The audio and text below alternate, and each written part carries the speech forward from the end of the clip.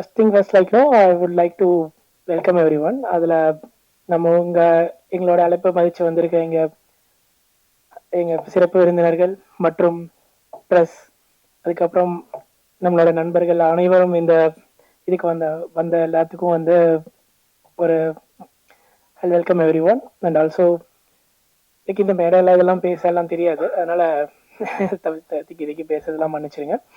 அதுக்கப்புறம் இந்த படத்தை ரொம்ப கஷ்டப்பட்டு விஜய் கௌரிஷ் ப்ளஸ் எல்லாரும் ரொம்ப ரொம்ப இது பண்ணி ஒரு சின்ன குரூவை வச்சுக்கிட்டு எவ்வளோ பண்ண முடியுமோ பண்ணி இந்த அளவுக்கு கொண்டு வந்து ஒரு இசை வெளியீட்டு விழா வரைக்கும் கொண்டு வந்திருக்கோம்.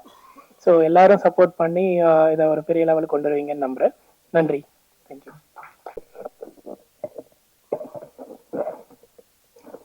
அனைவருக்கும் வணக்கம்.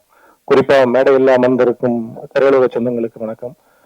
தலைவர் ஜாம்பவான்கள் இன்றைக்கு சிறப்பு விருந்தினராக வந்திருக்க அனைவருக்கும் என்னோட பணிவான வணக்கங்கள். இவங்கெல்லாம் டிவியில பார்த்துருக்கேன், யூடியூப்ல பார்த்துருக்கேன், ஸ்க்ரீன்ல பார்த்துருக்கேன், நேரில் அதுவும் ஒரே மேடையில் ஒரு உன்னதமான தருணம் இது. இந்த வாய்ப்புக்கே ரொம்ப மகிழ்ச்சி மற்றும் அனைவருக்கும் இந்த வாய்ப்பு ஏற்படுத்தி கொடுத்தவங்களுக்கும் நன்றி. இந்த படத்துல ஒரு பாடலாசிரியனுக்கு பிடித்தமான இடங்கள்னா முக்கியமா 2 இடத்த சொல்லலாம். ஒண்ணு பாடல் பதிவு நடைபெறும் அந்த ஒளிப்பதிவு கூடம், 2வது இது போன்ற இசை விளையாட்டு விழாக்கள் நடக்கக்கூடிய அரங்கம். அந்த வகையில எனக்கு ரொம்ப பிடித்தமான இடம், பிடித்தமான மனிதர்கள், பிடித்தமான நிகழ்வு. அது ரொம்ப சந்தோஷம். இந்த கடுக்கா படத்தை பொறுத்த வரைக்கும் 2 பாடல்கள் 2யும் எழுதுற வாய்ப்பு எனக்கு கிடைச்சிருக்கு. அது வரைக்கும் ரொம்ப நன்றி. ஏற்கனவே கௌரிஷோடையும் இசையமைப்பாளர் கெவினோடையும் சகோதரர் முருகராஜ் அவர்களும் ஏற்கனவே 1-2 ப்ராஜெக்ட் நான் ஒர்க் பண்ணியிருக்கேன். அதன் தொடர்ச்சியா அதன் நீட்சியா இந்த படத்துலயும் வாய்ப்பு கிடைச்சது. அது ஒரு சௌகரியமா இருந்தது. ஏற்கனவே வேலை செஞ்ச யூனிட் அப்படின்றதுனால அவங்க கூட சேர்ந்து வேலை செஞ்சதில் ரொம்ப மகிழ்ச்சியாகவும் ரொம்ப திருப்தியா இருந்தது. எந்த வித அழுத்தமும் இல்லை எனக்கு. பொதுவாக அதை மாற்றி இதை மாற்றி அதை சரி இதை இது பண்ண அந்த மாதிரி எதுவுமே இல்லாம கொடுத்துட்டாங்க. இதான் டியூனு, இதான் கதை, இதே சுச்சுவேஷன், நீங்க எழுதுறதான் பாட்டு அப்படின்ட்டாங்க. ஸோ அது ரொம்ப ரொம்ப வசதியா போச்சு. எழுது 2 பாடலும் நல்லா வந்திருந்தது. அதுலயும் ஒரு பாட்டு தேவசார பாடிருங்க, ரொம்ப பெருமை எனக்கு. அதனால ட்ரெய்லர் டீசர் சாங்கும் கடைசி நிமிஷத்துல எழுத சொல்லி கேட்டாங்க. அது ஒரு வில்லு பாட்டு மாதிரி வேணும் அப்படின்னு சொல்லி ஒரு 20 நிமிஷம் மட்டும் தான் டைம் கிடைச்சு. அதுவும் எழுதி கொடுத்து அதுவும் கரெக்டா கிளிக் ஆயிடுச்சு. அந்த விதத்துல ரொம்ப 3 விஷயம் தான் டைரக்டர் கேட்டாரு. இந்த மாதிரி தேவதை அந்த பொண்ணு தேவதைக்கு மேல அப்படின்ற விஷயத்த எங்கேயாவது சொல்லணும் அப்படின்னு. சரி, தேவதை வந்தாலும் தேவையில்லாடி தேர சாமி எனக்கு தேவை நீதாண்டி அப்படின்னு போட்டது பொருத்தமாகிடுச்சு, எல்லாருக்கும் பிடிச்சிருச்சு. அப்புறம் இன்னொன்று, இந்த ப்ரப்போஸ் பண்ணும் போது நீங்க படம் பார்க்கும்போது தெரியும், கௌரிஷ் கேரக்டர் ஹீரோயின் ப்ரப்போஸ் பண்ணும் போது ப்ரப்போஸ் பண்ணிட்டு இல்லைன்னு சொல்லாம நல்ல முடிவா சொல்லுங்க அப்படின்பாப்புல. இல்லைன்னு சொல்லணும்னா உங்களுக்கு ஒரே முடிவு தானே வேணும்ன்றதுதான். அதை சொல்லியிருப்பாரு. அதை பாட்டில் வைக்கணும் ஆசைப்பட்டாங்க, அதையும் சேர்த்தாச்சு. அதெல்லாம் மீட்டருக்கு உட்கார வைக்க கொஞ்சம் சிரமமா இருந்துச்சு. கடைசியா ஹீரோவோட எதிர்த்த வீடு தான் ஹீரோயின், அதை கடைசியா கொண்டு வந்துட்டீங்கன்னா நல்லா இருக்கும் அப்படின்னு. செதுக்குனா சிலை ஒண்ணு எதிர்த்த வீட்டுல இருக்க, வலிக்குமா எனக்குன்னா வாசக்கதவை திறக்க அப்படின்ற வரி அப்படிதான் உட்காந்துச்சு. அது எல்லாருமே ஓரளவுக்கு பிடிச்சது. தேவசார சொல்லி பாராட்டினாரு. அதை அந்த வரியை கோட் பண்ணி மனப்பாடமா கோட் பண்ணி பாராட்டினாரு. தேவசாட்ட பாராட்டு வாங்குறதெல்லாம் தேவலோகத்துல பாராட்டு வாங்குற மாதிரி ஒரு பெரிய விஷயம். அது அமைஞ்ச வரைக்கும் ரொம்ப மகிழ்ச்சி, சந்தோஷம். பாட்டு நல்லா வந்திருக்கு, நீங்க பார்த்துருப்பீங்க. படமும் நல்லா தான் வந்திருக்கு. திரும்ப வாய்ப்பளித்த அனைவருக்கும் நன்றி. ஊடக நண்பர்களோட சப்போர்ட் நிச்சயமா அதுக்கு தேவை. இந்த படத்தை ஒரு வெற்றி படமாக்க உங்கள் அனைவரும் ஒத்துழைப்பு வேண்டி விரும்பி கேட்டுக்கிறதோட இந்த நல்ல ஒரு வாய்ப்புக்கு நன்றி கூட அமைகிறேன். நன்றி, வணக்கம். வணக்கம். என் பேர் சுதா. இந்த படத்துல நான் ஹீரோனிக்கு அம்மாவா நடிச்சிருக்கேன். எனக்கு வாய்ப்பு கொடுத்த முதல்ல டைரக்டர் சாருக்கு ரொம்ப நன்றி, ரொம்ப ரொம்ப நன்றி. நான் அவங்ககிட்ட ஒரு வருஷத்துக்கு முன்னாடி, ஒரு 2 வருஷத்துக்கு முன்னாடி நான் காமெடி ஆக்டரா ட்ரை பண்ணிட்டு இருக்கேன் சார், எனக்கு என்ன வாய்ப்பு கொடுங்கன்னு சொல்லி கேட்டிருந்தேன். அதை சார் மனசுல வச்சுக்கிட்டு இந்த படம் பண்ணும்போது எனக்கு ஒரு 2 வருஷம் கழிச்சு எனக்கு ஃபோன் பண்ணி இந்த மாதிரி ஒரு கேரக்டருக்கு பண்றீங்களான்னு கேட்டாங்க. சரின்னு சொன்னேன். அது மாதிரி சார் பயங்கரமா நடிப்பு எதிர்பார்த்தாரு. நான் போய் ஒரு கடத்துல அந்த வடிவேல் சார் நடி நடி நடின்னு சொல்ற மாதிரி சார் என்ன இன்னும் பத்தல நடி நடி நடினாரு. ஒரு கடத்துல நடிச்சு நடிச்சு மயக்கம் போட்டே விழுந்துட்டேன். அந்த மாதிரி சார் நடிப்பேன் வாங்கினாரு. அதை மறக்கவே முடியாது என்னால. ஒரு 4 கட்டுக்கு அப்புறம் ஹீரோ அவர் அவர் முன்னாடிதான் நான் நடிச்சிட்டு இருக்கேன். அவருக்கு தெரிஞ்சிச்சு, அக்கா உங்களுக்கு மயக்கம் வந்துச்சு தானே. ஆமா தம்பி, எனக்கு ரொம்ப மயக்கமா வந்துருச்சு, ரொம்ப கோபமா நடிச்சு நடிச்சு மயக்கம் வந்துருச்சு, இதுக்கு மேல நான் நடிக்க முடியாதுன்னு சொல்லிட்டு போய் ஓரமா படுத்துட்டேன். ரொம்ப நல்ல டீமு, நல்ல வாய்ப்பு கொடுத்தாங்க. அவங்க கூட நடிச்சதுல ரொம்ப சந்தோஷம். இதுக்கப்புறம் நான் என்ன சொல்றதுன்னு எனக்கும் தெரியல. படம் வந்து நல்ல காமெடி படம், ரொம்ப சூப்பரா இருக்கு. எல்லாரும் வந்து பார்த்துட்டு ஆசீர்வாதம் பண்ணி இந்த படத்தை வந்து ஹிட் பண்ணி கொடுங்க. ரொம்ப அழகா, அதே சமயத்துல உணர்வு பூர்வமாகவும் த்ரூ அவுட்டா ஸ்கிரீன் பிளே ஸ்கிரிப்ட்ல எல்லாத்துலயும் நகைச்சுவையாகவும் கொண்டு வந்து கடைசி அந்த கிளைமேக்ஸ்ல ஒரு பெரியாருடைய கருத்தை மிகவும் ஆழமாக வந்து பதிவு செய்திருக்கிற இந்த இயக்குனருக்கும் இந்த படக்குழுக்கும் ஒரு பெரிய பாராட்டுகளை கொடுத்தாகணும். ஒரு பெண்ணியம் சம்பந்தப்பட்ட ஒரு திரைப்படம்ங்கிறது அதுல முக்கியமான ஒரு விஷயம். இங்க கூட விமன் கமிஷன் சேர்மனா இருந்த கௌரி அசோகன் கூட வந்திருக்காங்க. வணக்கம் மேடம். இது வந்து என்னன்னா, இன்றைய காலகட்டத்துல இன்றைய சூழல்ல இந்த வேலைக்கு போற பெண்களாகட்டும், படிக்கிற பெண்களாகட்டும், தன்னை எப்படி பாதுகாத்துக்கணும், அதையும் கடந்து எல்லாத்தையும் கடந்து எப்படி நம்ம வந்து நம்ம சர்வே ஆகணும் அப்படிங்கிறது எல்லாத்தையும் ரொம்ப வித்தியாசமா இது வரைக்கும் யாருமே சொல்லாத ஒரு வகையில இந்த படத்தை வந்து ரொம்ப அழகா ஒரு ஸ்மால் பட்ஜெட்ல ரொம்ப நல்லா உருவாக்கி இருக்காங்க. அதுக்கப்புறம் நான் படம் பார்த்ததுக்கு அப்புறம் அதுல சில விஷயங்கள் சொல்ல நினைச்சிருந்தேன். ஆனா தனஞ்சய் சார் அதுக்கப்புறம் பார்த்து அதெல்லாம் கரெக்ட் பண்ணிட்டாருன்னு சொன்னாங்க. அதுக்கு ஒரு பெரிய தேங்க்ஸ் தனஞ்சய் சார். இன்னொரு விஷயம் என்னன்னா, அந்த படத்துல நடிச்ச ஹீரோயின் எல்லாமே இந்த படம் வந்து ரிலீஸ் ஆனதுக்கு அப்புறம் அவங்களுக்கு எல்லாம் கண்டிப்பா ஒரு பெரிய பேர் வரும். ஆனா என்ன அதுல ஒரு வருத்தமான விஷயம்னு சொன்னா, இந்த படம் ஆரம்பிக்கும் போது விஜய் கௌரிஷ் எல்லாரும் பண்ணும்போது அவங்களுக்கு ஒரு பெரிய வாய்ப்புலாம் இல்ல. இவங்க இந்த படம் மூலமா தான் அவங்களை அறிமுகம் ஆகுறாங்க. ஆனா இவர்கள் இந்த கஷ்டப்பட்டு இந்த படத்தை இவ்வளவு தூரம் ஃபைட் பண்ணி, இவ்வளவு தூரம் ப்ரொமோட் பண்ணி எல்லாம் செஞ்சு, இது இன்னைக்கு இவ்வளவு இன்வெஸ்ட் பண்ணி ப்ரொடியூசர், கோ ப்ரொடியூசர்ஸ் எல்லாரும் சேர்ந்து இவ்வளவு கஷ்டப்பட்டு எல்லாம் பண்ணி வந்து இந்த படம் வெளியானதுக்கு அப்புறம் அந்த ஹீரோயின் எல்லாருக்கும் மிகப்பெரிய பேர் கிடைக்கும். அதுவும் பர்டிகுலரா வந்து அது வந்து ஒரு விமன் ஓரியன்டல் சப்ஜெக்ட் தான் இது. ஆனா இந்த படத்துக்கான ஒரு பிரிவு பார்க்கறதுக்கோ, இந்த படத்துக்கான ப்ரொமோஷனுக்கோ எதுக்குமே வந்து அவங்க வர்றதே இல்லை. காரணம் என்னன்னா, அதுக்கப்புறம் அவங்க ஏதோ ஒரு வெப் சீரிஸ் அதெல்லாம் பிஸி ஆயிட்டாங்க. இருக்கட்டும், ரொம்ப சந்தோஷம்தான். அதெல்லாம் எப்படி அந்த வாய்ப்பெல்லாம் கிடைக்குது? கடுக்கான்ற ஒரு படத்துல வரது வச்சுதான் அடுத்தடுத்த வாய்ப்புகள் கிடைக்குது. அந்த படம் வந்து இவ்வளவு போராடி வரும்பொழுது அதற்கான ப்ரமோஷன்ஸ்க்கு வந்து வரணும் இல்லையா? இன்னைக்கு சினிமாவிலே பாத்தீங்கன்னா, இதன் மூலமா யார் சம்பாதிக்கிறாங்களோ, யார் பலன் பெற போறார்களோ, யார் புகழ் பெறுவார்களோ அவர்களெல்லாம் இதற்காக வருவதில்லை. ஆனால் இதுல எந்த வருமானமும் இல்லாம, இதனால எந்த புகழுமே கிடைக்காம, என்னுடைய குருநாதர் ஆர் உதயகுமார் சார்ல இருந்து, பேரரசு சார்ல இருந்து, இவங்க எல்லாரும் தான் இன்னைக்கு வந்து நண்பர் சவுந்தர் வந்திருக்காரு. சவுந்தர் நடிச்சிருக்கீங்களா? அதுல பாருங்க, இதுல நடிக்காத என்னுடைய சவுந்தர் வந்திருக்காரு. ஆமா, அப்படி இருக்கும்போது இந்த படம் நாளைக்கு வந்து இது நிச்சயமா இந்த படம் மிகப்பெரிய அளவுல வெற்றி பெறும். ஒரு ஸ்மால் பட்ஜெட்ல நிச்சயமா ஒரு பெரிய அளவுல வரும். ஏன்னா இன்னைக்கு படம் எடுக்கிறத விட அது ரிலீஸ் பண்ணி வர்றதுதான் கஷ்டம். ஆனா அந்த ஒரு சப்போர்ட் வந்து நம்மளுடைய தனஞ்சயன் சார் மூலமா கிடைச்சிருக்கு. அது ஒரு பெரிய பிளஸ். எப்ப வந்து அவருடைய பார்வையில் இந்த படம் கிடைச்சிருக்கோ அப்பவே நான் சொல்லிட்டேன், நீங்க படத்தை பத்தி கவலைப்படாத கௌரிஷ், இதுக்கு நிச்சயமா அவர் இந்த படத்தை எங்க கொண்டு போகணுமோ அவர் கொண்டு போயிடுவார்னு சொல்லிட்டு, எல்லாத்துக்கும் மேல நமக்கு இன்னைக்கு இயக்குனர் சங்கம் தலைவர், செயலாளர் எல்லாருமே இன்னைக்கு ஒரு சப்போர்ட்டா இன்னைக்கு வந்திருக்காங்க. ஒரே ஒரு விஷயம் என்னன்னா,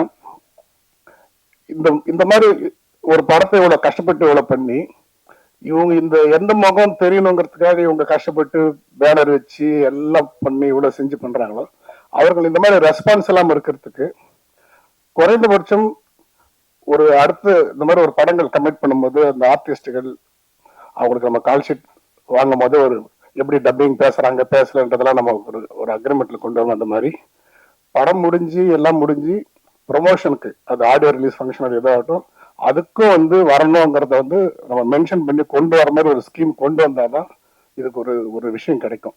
ஏன்னா வந்து இதன் மூலம் பலன் பெற போறவர்கள் அவங்க தான். எந்த பலனும் அடையாதவர்கள் தான் இவங்களுக்காக வந்து, அதுவும் என்னுடைய குருநாதர் உதயகுமார் சார்லாம் எப்படி இவர்களுக்காக நேரம் ஒதுக்குறாருன்னு தெரிய மாட்டேங்குது. இவ்வளவு பணிகளுக்கு நடுவில் வந்து யாராவது ஒரு சின்ன தயாரிப்பாளர் அவங்க ஒரு படம் பண்ணிருக்காங்க, ஒரு சின்ன ஃபங்க்ஷன் பண்ணிருக்காங்க கூட அவருடைய நேரத்தெல்லாம் ஒதுக்கிட்டு வந்து இவ்வளவு தூரம் வந்து பண்றாங்க. அதுக்கு நிச்சயமா அதுக்கு ஒரு பெரிய பாராட்டு நம்ம வந்து சொல்லி ஆகணும். அதே மாதிரி இன்னைக்கு ஒரே ஒரு விஷயத்தை மட்டும் இந்த இடத்துல சொல்லி முடிச்சுக்கிறேன். கடவுள் ஒரு 10 பேரை கூப்பிட்டு தேங்க்ஸ் சொல்றதுக்கு வர சொல்லியிருந்தாராம். அதுல 9 பேர் வந்துட்டாங்க. 9 பேர் லைவ்ல நிக்க வச்சுட்டாங்க. அப்ப முதல்ல நிக்கிறவரு நான் தான் ஃபர்ஸ்ட் ஆனார், இல்ல நீங்க செகண்ட். அப்ப செகண்ட் தேர்ட் லைனா அவங்க எல்லாருமே வந்து கோடி கணக்கில் கடவுளுக்காக செலவு செஞ்சவங்க, சொசைட்டிக்காக செலவு செஞ்சவங்க. அப்போ ஒருத்தர் இவரோட இவரு அதிகம் செஞ்சவர், இவரோட இவர் அதிகம் செஞ்சவர்னு ஒருத்தர் பார்த்து சமாதானம் ஆயிட்டாங்க. பரவாயில்ல, எனக்கு முன்னாடி இவர் இருக்காருன்னா என்னோட இவர் அதிகமா செஞ்சவர்னு.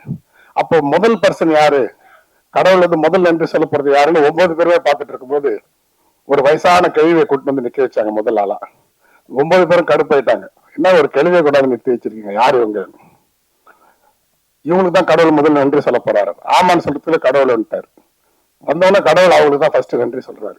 அதுக்கப்புறம் மத்த 9 பேர் சொல்றாங்க.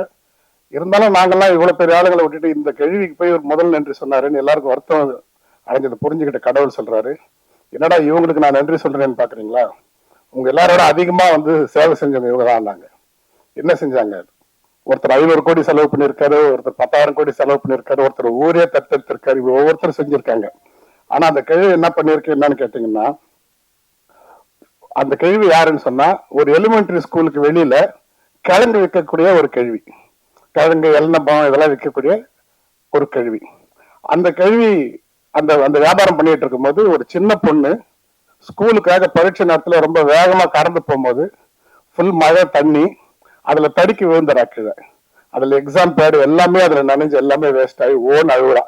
அதை பார்த்த அந்த பாட்டி கூட்டு அந்த பொண்ணை சமாதானப்படுத்தி தொடச்சி இதெல்லாம் நனைஞ்சிச்சு கவலைப்படாதுன்னு சொல்லிட்டு எல்லாத்தையும் எடுத்து வச்சுக்கிட்டு எதிர்க்க இருக்கிற ஒரு ஸ்டேஷனரிக்கான கடை இல்ல, சாதாரண ஒரு பங்க் கடையில ஸ்டேஷனரி இருக்கக்கூடிய ஸ்கூலுக்கு எதிர்க்க ஒரு சின்ன கடை.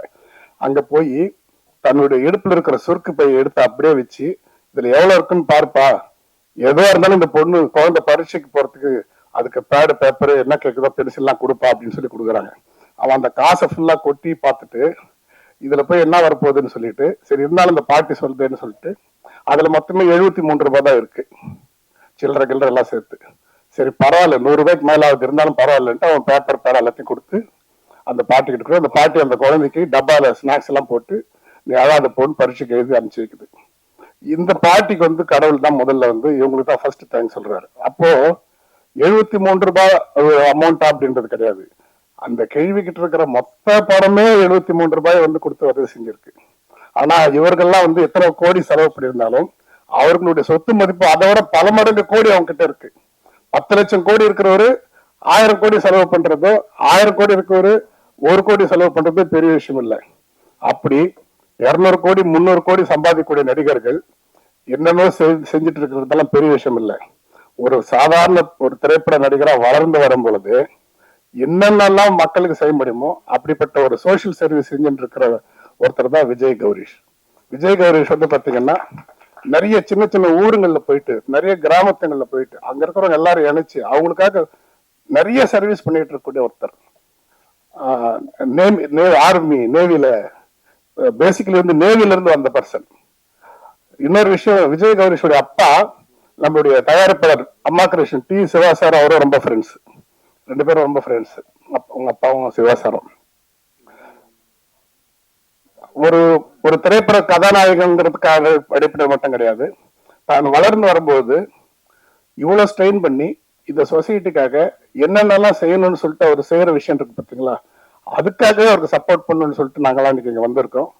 இங்க நம்மளுடைய பத்திரிகையாளருக்கு நான் கேட்டுக்கக்கூடிய ஒரு விஷயம் என்னன்னு சொன்னா, எவ்வளவு வளர்ந்து வரவங்க எவ்வளவு சம்பாதிச்சவங்க அவங்க போக்கஸ்க்காக எவ்வளவு செய்யறாங்க, இந்த இடத்துல இந்த விஷயத்த ஏன் பதிவு செய்யறேன்னு சொன்னா அவர் இதெல்லாம் சொல்லவே மாட்டார் வெளியில. நான் இது செஞ்சேன் அதை செஞ்சேன்னு சொல்லக்கூடிய ஆளு கிடையாது அவரு.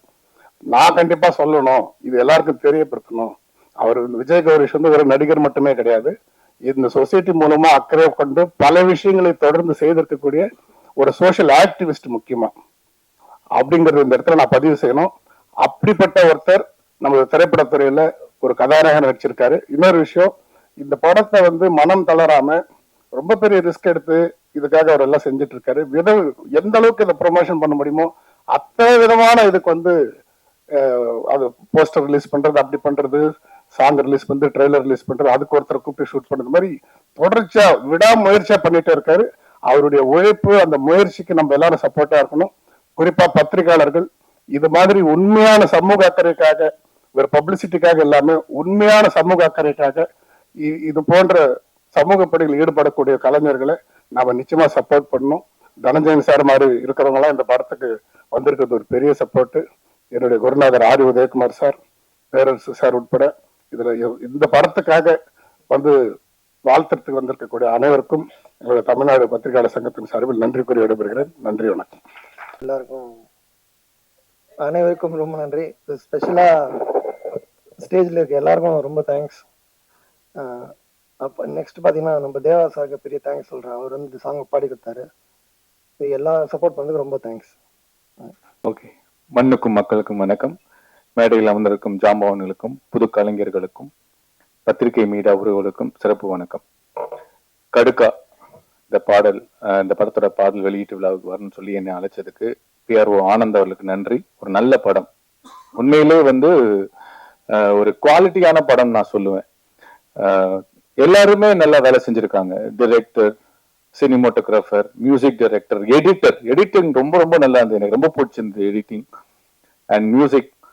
ஆக்டர் எல்லாமே சூப்பரா பண்ணியிருந்தீங்க.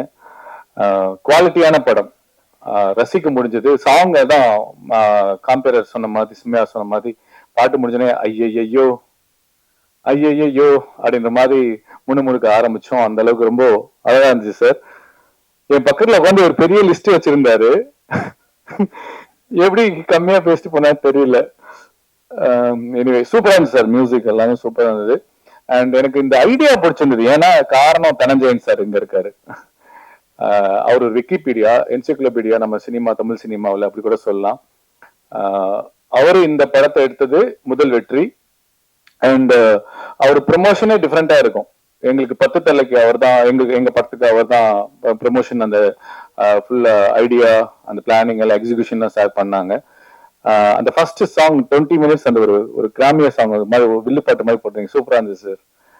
ஸோ கண்டிப்பா இந்த படத்துல ஒர்க் பண்ண எல்லாருக்கும் என்னுடைய மனமார்ந்த வாழ்த்துக்கள். இந்த படத்தை கண்டிப்பா எல்லாம் சப்போர்ட் பண்ணி பாருங்க.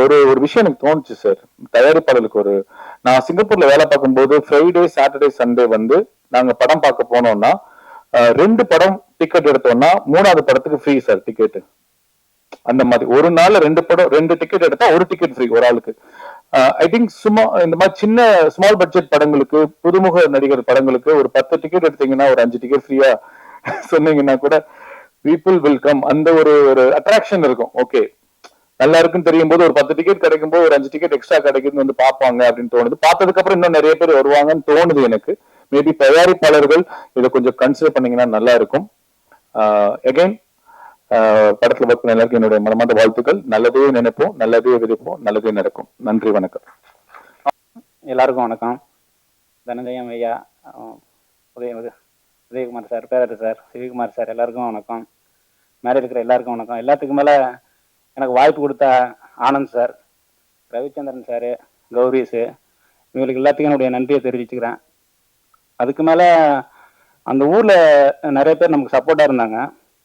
அவங்களெல்லாம் நம்ம என்றைக்குமே மறக்க முடியாது. அந்த அளவுக்கு அவங்க நிறைய ஹெல்ப் பண்ணாங்க.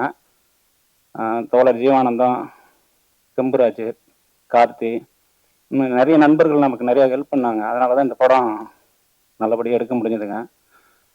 படத்தை பாருங்க, பார்த்துட்டு நீங்கள் தான் சொல்லணும். நம்மளை கிடையாத விட சிறந்த படம் இந்தியாவிலேயே கிடையாதுன்னு தான் சொல்லுவேன். அதனால் நீங்கள் பார்த்துட்டு தான் சொல்லணும். ரொம்ப நன்றிங்க. எல்லாருக்கும் வணக்கம். ஆக்சுவலாக நானும் கௌரிஷ் ரொம்ப பெஸ்ட் ஃப்ரெண்ட்ஸ். ஸோ அதனால தான் இந்த படத்தை ஸ்டார்ட் பண்ணோம். கௌரிஷை ஹீரோ ஆக்கணும் அப்படின்னு முடிவெடுத்த உடனே ஒரு கதை தேட ஆரம்பித்தோம். அப்படியான ஒரு கதை தான் இந்த படம். நிறைய கதைகள் கேட்டோம். அப்போ நான் அவங்ககிட்ட சொன்னேன், ஒரு ஹீரோவை நடிக்கும் போது ஏன்னா டபுள் ஹீரோ சப்ஜெக்ட் பண்ணுற அப்படின்லாம் கேட்டேன்.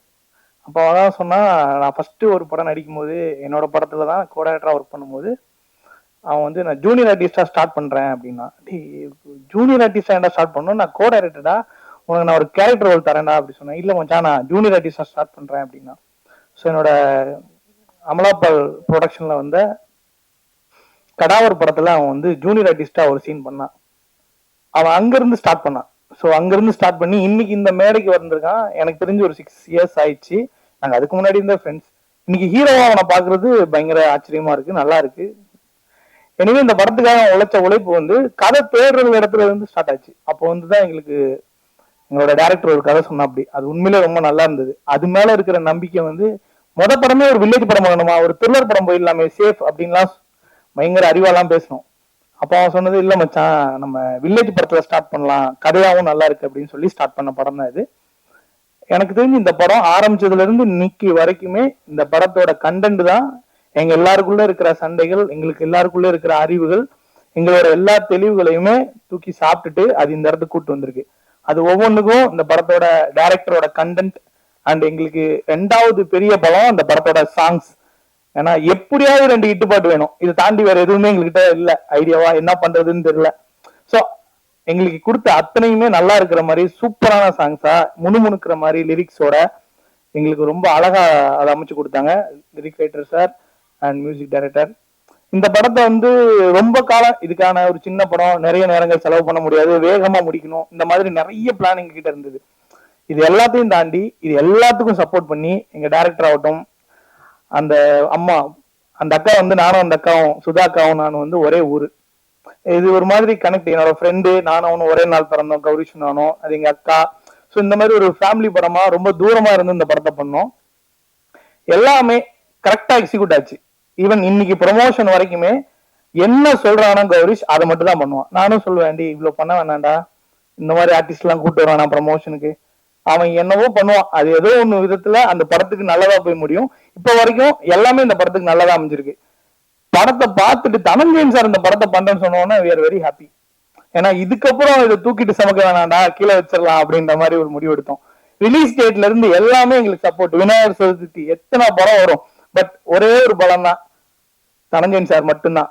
இன்னைக்கும் சும்மா எல்லாரும் கேட்பாங்க ஏன்பா அந்த டேட் அப்படிலாம் கேட்டாங்க நிறைய பேர், நிறைய அறிவாளிங்க எல்லாம் கேட்டாங்க. அப்ப நான் சொன்னேன் ஒரே வார்த்தை, தனஞ்சயன் சார் சொல்லிட்டாங்க படம் நல்லா இருக்குன்ட்டாங்க, இனி ஆடியன்ஸ் பார்த்துப்பாங்க, ஓடிடிலயாவது பார்த்துப்பாங்க. நம்மளோட ஒரே கால்குலேஷன் கௌரிஷ் என் நண்பன் ஹீரோ ஆகணும், அவ்வளவுதான். இவ்வளவு நாளும் உழைச்சோம், இயக்குனரா எக்ஸிகூட்டிவ் ப்ரொடியூசரா நிறைய தளத்துல உழைச்சோம். எனக்கு ஃபர்ஸ்டா எனக்கு தனஞ்சயன் சார் பயங்கர கனெக்ட். எப்படின்னா நான் ஒரு சினிமா தயாரிக்கும் கலைன்னு ஒரு புத்தகம் எழுதிருந்தேன், தனஞ்சயன் சார் தான் படிச்சுட்டு சப்போர்ட் பண்ணி நிறைய கரெக்ஷன்ஸ் கொடுத்து இன்னைக்கு வரைக்கும் அந்த புத்தகம் ஒரு நல்ல புத்தகமா நிறைய பேர் படிக்கிறதுக்கு, ஈவன் கௌரிஷும் கையில வச்சுட்டு சுத்திட்டு இருப்பாரு. ஒவ்வொரு போர்ஷன் படம் நகரும் போது மச்சான் இதை படிச்சுட்டான்னு சொல்லுவோம் அப்படி. சோ இந்த இடத்துக்கு கூட்டிட்டு வந்தது அவரோட அடிப்படையா நாங்க அவர்கிட்ட இருந்து ஆரம்பிச்சது. இது எதிர்பாராம அவரே எங்க படத்தை பார்த்துட்டு நான் எடுத்துக்கிறேன்னு சொன்னது பெரிய படம். இந்த படம் உண்மையிலே நல்ல படம். நாங்க ஆரம்பிச்ச இடத்துல என்னத்துக்கு ஆரம்பிச்சோமோ அதை வந்து டெலிவரியா எடிட்டா ஃபைனல் அவுட் டெலிவரியா பார்க்கும்போது ஃபைனல் ஷாட் பார்க்கும்போது நான் இது வரைக்கும் ஒரு 5 தடவைக்கு மேல அந்த படம் பார்த்திருக்கேன். எவ்ரி டைம் இந்த படம் வந்து பயங்கரமா மிஸ்பிரைஸ் பண்ணிச்சு. லாஸ்ட் டைம் பார்க்கும்போதெல்லாம் டிஸ்ட்ரிபியூட்டரோட உட்காந்து பார்க்கும்போது நான் பயங்கர ஹாப்பி, நான் பாட்டு குதிச்சு சந்தோஷப்பட்டு ஆரவாரப்பட்டு கைதட் பண்ணிட்டு இருக்கேன் 2-3 சீன்லாம். அப்ப நினைச்சிருப்பான் யாரா இவன் அப்படின்றவங்கலாம் நினைச்சாங்க. ஸோ எனிவே இந்த படம் ரொம்ப நல்லா இருந்தது. இன்னொரு விஷயம் என்னன்னா அண்ணன் சொன்னதுதான் நடந்தது, நிறைய நல்லது அவன் தொடர்ந்து பண்ணிட்டு இருக்கான். மரம் நடுறது, நிறைய ஸ்கூல்ஸ்ல ஸ்டூடெண்ட்ஸ்க்கு போயிட்டு எஜுகேட் பண்றது நிறைய பண்ணிட்டு இருக்கான். ஈவன் இந்த பைக் கொடுத்தது கூட ஆக்சுவலா அவன் பண்ணிட்டு வந்துட்டான், எங்க கிட்ட எல்லாம் சொல்லவே இல்லை இந்த மாதிரி ஒண்ணு பண்ணிருக்கானே சொல்ல, பைக் கொடுத்துட்டேன் அப்படின்னு வந்துட்டான். அப்புறமா நைட்டு வீட்டுல ஒரு 11:30 பேசிட்டு போதே இது ப்ரொமோஷன்ரா, என்னடா இதை ப்ரொமோட் பண்ணாம விழா பண்ற அப்படின்னு சொல்லிட்டு. சோ அதுக்கப்புறம் உட்காந்து இதை வந்து கடுக்கா டீம் பண்ணதா ப்ரொமோட் பண்ணது, அப்புறம் செய்தி சேனலுக்கு எல்லாம் சொல்லி பண்ணோம். எனிவே இன்னைக்குதான் உங்களுக்கு அது தெரிய வருது அவன் இதெல்லாம் பண்றான் அப்படின்னு சொல்லிட்டு. இதெல்லாம் ஏன் அவன் பண்ணணும்லாம் எனக்கு தெரியல. அவன் தொடர்ந்து இதை முதல்ல இருந்து அவன் அப்படிதான் இருக்கான், இன்னும் நிறைய ஓடிட்டு இருக்கான். ஒரு தயாரிப்பாளரா, ஒரு ஆக்டரா. நான் சொல்லுவேன் இவ்வளவு பண்ண வேணாண்டா, கொஞ்சம் குறைவா பண்ணலாம், இவ்வளவு வேகம் வேணாம், பொறுமையா. அதெல்லாம் இல்ல, அவன் ஒரு பட்டாசு, அவன் பாட்டுக்கு வெடிச்சிட்டு இருக்கான், அவன் பாட்டுக்கு போயிட்டு இருக்கான். அது இந்த படத்துக்கு எல்லாமே பாசிட்டிவா அமைஞ்சது. இன்னைக்கு இத்தனை பேர் வருவாங்கலாம் நாங்க எதிர்பார்க்கவே இல்லை. சோ எனிவே எனக்கு பிடிச்ச சார் எல்லாருமே வந்திருக்காங்க, Perarasu sir, Udhayakumar sir, C V Kumar sir. ஏன்னா சின்ன படங்களை ஆதரிக்கிறதுக்கான ஆட்களே இல்லை, யாரை கூப்பிட்டாலும் அவங்களுக்கு அவங்க படத்துக்கே வர ரெடியா இல்ல மாமா, நம்ம படத்துக்கு எப்படி வருவாங்க, இதுதான் டாக்கா இருந்தது. சோ எல்லாரும் வந்து சப்போர்ட் பண்ணாங்க. எங்களோட பெஸ்கர் ஸ்டுடியோஸ் எங்க ப்ரொடியூசர் கபீர் தாஸ் வந்து படம் பார்த்துட்டு அவரு சொன்னா, அப்படி அவர் ஒரு ஓடிடி சேனல் ரன் பண்றதுக்கு பிளான் பண்றாரு, அவர் பார்த்துட்டு சொன்னாரு படம் ரொம்ப சூப்பரா இருக்கு ஆம்ஸ், நம்ம மேபி இதை வாங்கி கூட ரிலீஸ் பண்ணலாம், ஆனா தனஞ்சயன் சார் பண்றேன்னு சொல்லிட்டாங்க அப்படின்னு சொன்னாங்க. எனிவே பாக்குற எல்லாருக்குமே இது பிடிச்சிருந்தது வந்து எங்களுக்கு ஒரு பலம். டெக்னீஷியன்ஸா இவ்வளவு நாள் சினிமால வேலை பார்த்ததுல ஒரு நல்ல படத்தை எடுத்திருக்கோம். நீங்க படம் பாருங்க, உண்மையிலேயே உங்களை வந்து பயங்கரமா என்ஜாய் பண்ண வைக்கும். ஆல்மோஸ்ட் கொஞ்சம் ஓவரா தான் இருக்கும். அட்டக்கத்தி, ஐ திங்க் கலவாணி, இந்த டைப்ல ஒரு வில்லேஜ் ஜாலியான ஒரு கமர்ஷியலான படம், அதே நேரத்துல ரொம்ப கலகலப்பா இருக்கும். அந்த மாதிரியான ஒரு படம் தான் இது. பரியரும் பெருமாள்லாம் சொல்லலாம், அது மாதிரி ஒரு கண்டென்ட் இருக்கு, ஆனா அதெல்லாம் ஓவர் ஹைப் ஆகும். எனிவே அதை கூட இந்த படம் பீட் பண்ணும். ஆல்மோஸ்ட் அந்த மாதிரியான ஒரு படம் தான். இன்னொன்னு, இந்த படத்தோட ப்ரொமோஷனுக்கு எங்களால முடிஞ்ச வேலைகள் எல்லாத்தையுமே நாங்க பண்றோம். இது வரைக்கும் மீடியா பீப்புள்ஸ் தான் கௌரிஷை கூட்டிட்டு போய் நிறைய மக்கள் கிட்ட சேர்த்திருக்கீங்க. இது ரொம்ப சரியான நேரம். எங்களுக்கு விநாயகர் சதுர்த்திக்கு அந்த படம் வரும்போது எங்களோட ஒவ்வொரு ஆடியன்ஸும் உங்களால எங்களுக்கு கிடைச்சா ரொம்ப சந்தோஷம். எங்க ஹீரோவா நாங்க உங்ககிட்ட கொடுத்துட்டோம். இனிமே நீங்க கொடுக்குற சப்போர்ட் அண்ட் தனஞ்சயன் சார் கொடுக்குற சப்போர்ட்ல அவன் இனிமே ஹீரோ ஆயிடணும். இதுக்கப்புறம் இன்னொரு விஜய் சேதுபதியை நீங்க தேட வேணாம், இருக்கான். எனக்கு தெரிஞ்சு நல்ல கதை செலக்ட் பண்ண தெரியும், நல்ல நடிக்க தெரியும். இன்னொன்னு, ஒரு தயாரிப்பாளருக்கோ ஒரு பெரிய சப்போர்ட் என்னன்னா, ஒரு நடிகர் படத்தோட முடிவு வரைக்கும் ஓடி வந்து இருக்கிற எல்லா வேலையும் பார்த்து முடிச்சு கொடுக்குறது. அது என் மாப்பிள்ள கரெக்டா பண்ணுவோம். அப்படி இந்த படத்துல இந்த தயாரிப்பாளருக்கு அந்த வேலையை அவர் பண்ணியிருக்காரு. எனிவே, இயக்குனர் சூப்பர் இயக்குனர். இந்த படம் சம படம். நான் ஃபர்ஸ்ட் டப்பிங் முடிச்ச உடனே பார்த்தோன்னே அவர்கிட்ட சொன்னேன், ஐயா என்ன மொழி, இந்த லாங்குவேஜ் இருக்குல்ல, இது கிட்டத்தட்ட அவார்டு வாங்குறதுக்கான லாங்குவேஜ்ங்க. அவ்வளோ அழகா ஈரோடோட பாஷையை அவ்வளோ அழகா பிரசன்ட் பண்ணாங்க. ஸோ இந்த படத்துல நிறைய பிளஸஸ் இருக்கு, நீங்க நிறைய எழுதலாம். நன்றி, வந்ததுக்கு வாழ்த்துக்கள். அனைவருக்கும் வணக்கம். இங்க மேடையில் இருக்கும் Udhayakumar sir and Perarasu sir, அவங்களுக்கு வணக்கம். பத்திரிகை நண்பர்களுக்கு வணக்கம். இந்த படம், இந்த ட்ரைலர் பார்க்கும்போது எனக்கு ஒரு 13 வருஷத்துக்கு முன்னாடியே என்னோட அட்டகத்தி படம் பார்த்த மாதிரி எனக்கு ஒரு ஃபீல் இருந்துச்சு. இந்த படம் நல்லா பண்ணியிருக்காங்க. நான் அவங்க ட்ரைலர் பார்க்கும்போது ரொம்ப அழகா இருந்துச்சு. இதே மாதிரியான ஒரு காலகட்டத்தில் ஒரு 13 வருஷத்துக்கு முன்னாடி எனக்கு எப்படி ஞானல் சார் வந்திருந்தா இன்னைக்கு இந்த டீமுக்கு இன்னைக்கு தனஞ்சயன் சார் வந்து இன்னைக்கு இந்த படத்தை ஒரு நல்லபடியா ரிலீஸ் பண்றாங்க. ஆக்சுவலி சின்ன படங்கள் ரிலீஸ் பண்றதுல நல்ல படங்கள் எடுக்கிறது தாண்டி அதை நல்லா ப்ரொமோட் பண்ணா மட்டும்தான் அது இன்னைக்கு மக்களுக்கு போய் சேருது. அதுல தனஞ்சயன் சார் எப்பவுமே வந்து பயங்கரமான ஒரு ப்ரொமோஷன், அவர் என்ன சொல்ற, ஒரு ப்ரொமோஷன் டைனமிக்னு சொல்லலாம். அவ்வளவு தூரத்துக்கு பக்காவா பிளான் பண்ணி பண்ணிடுவாரு. பாட்டு ரொம்ப நல்லா இருந்துச்சு சார். அந்த சாங் எல்லாருமே நல்லா அடிச்சிருக்காங்க. இந்த படக்குழுவினருக்கு ஒரு மிகப்பெரிய வெற்றி கிடைக்கணும். ஒரு சார் சொன்ன மாதிரி ஒரு பெரியார் அவர்களின் கருத்துக்களை வச்சு இந்த மாதிரி ஒரு படம் எடுத்திருக்காங்க. ஒரு எளிய மக்களை பத்தி ஒரு படமா தெரியுது. என்ன சொல்றது, இது வந்து இந்த மாதிரி படங்களை வந்து மக்கள் கொண்டாடணும், மக்கள்கிட்ட போய் இது நல்லா சேரணும். இந்த மாதிரி படங்கள் வந்து நிறைய புது கலைஞர்களை தமிழ் சினிமாவுக்கு கொண்டுட்டு வரும். இந்த படக்குழு வாழ்த்துக்கள். இந்த படம் மிகப்பெரிய வெற்றியை இறைவனை வேண்டிக்கிறேன். நன்றி. ரொம்ப அழகா நம்மளை பத்தி அறிமுக உரை கொடுத்த செல்வி சுமையா அவர்களுக்கு என்னுடைய மனமார்ந்த நன்றி.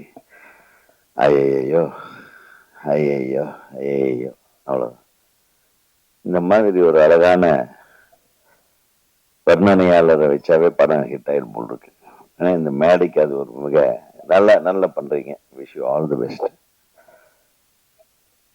அப்புறம் வந்த உடனே தனஞ்சயன் இந்த ஆளுங்க அங்க வந்தாருன்ற மாதிரி எனக்கு ஒரு ஃபீலிங்கு.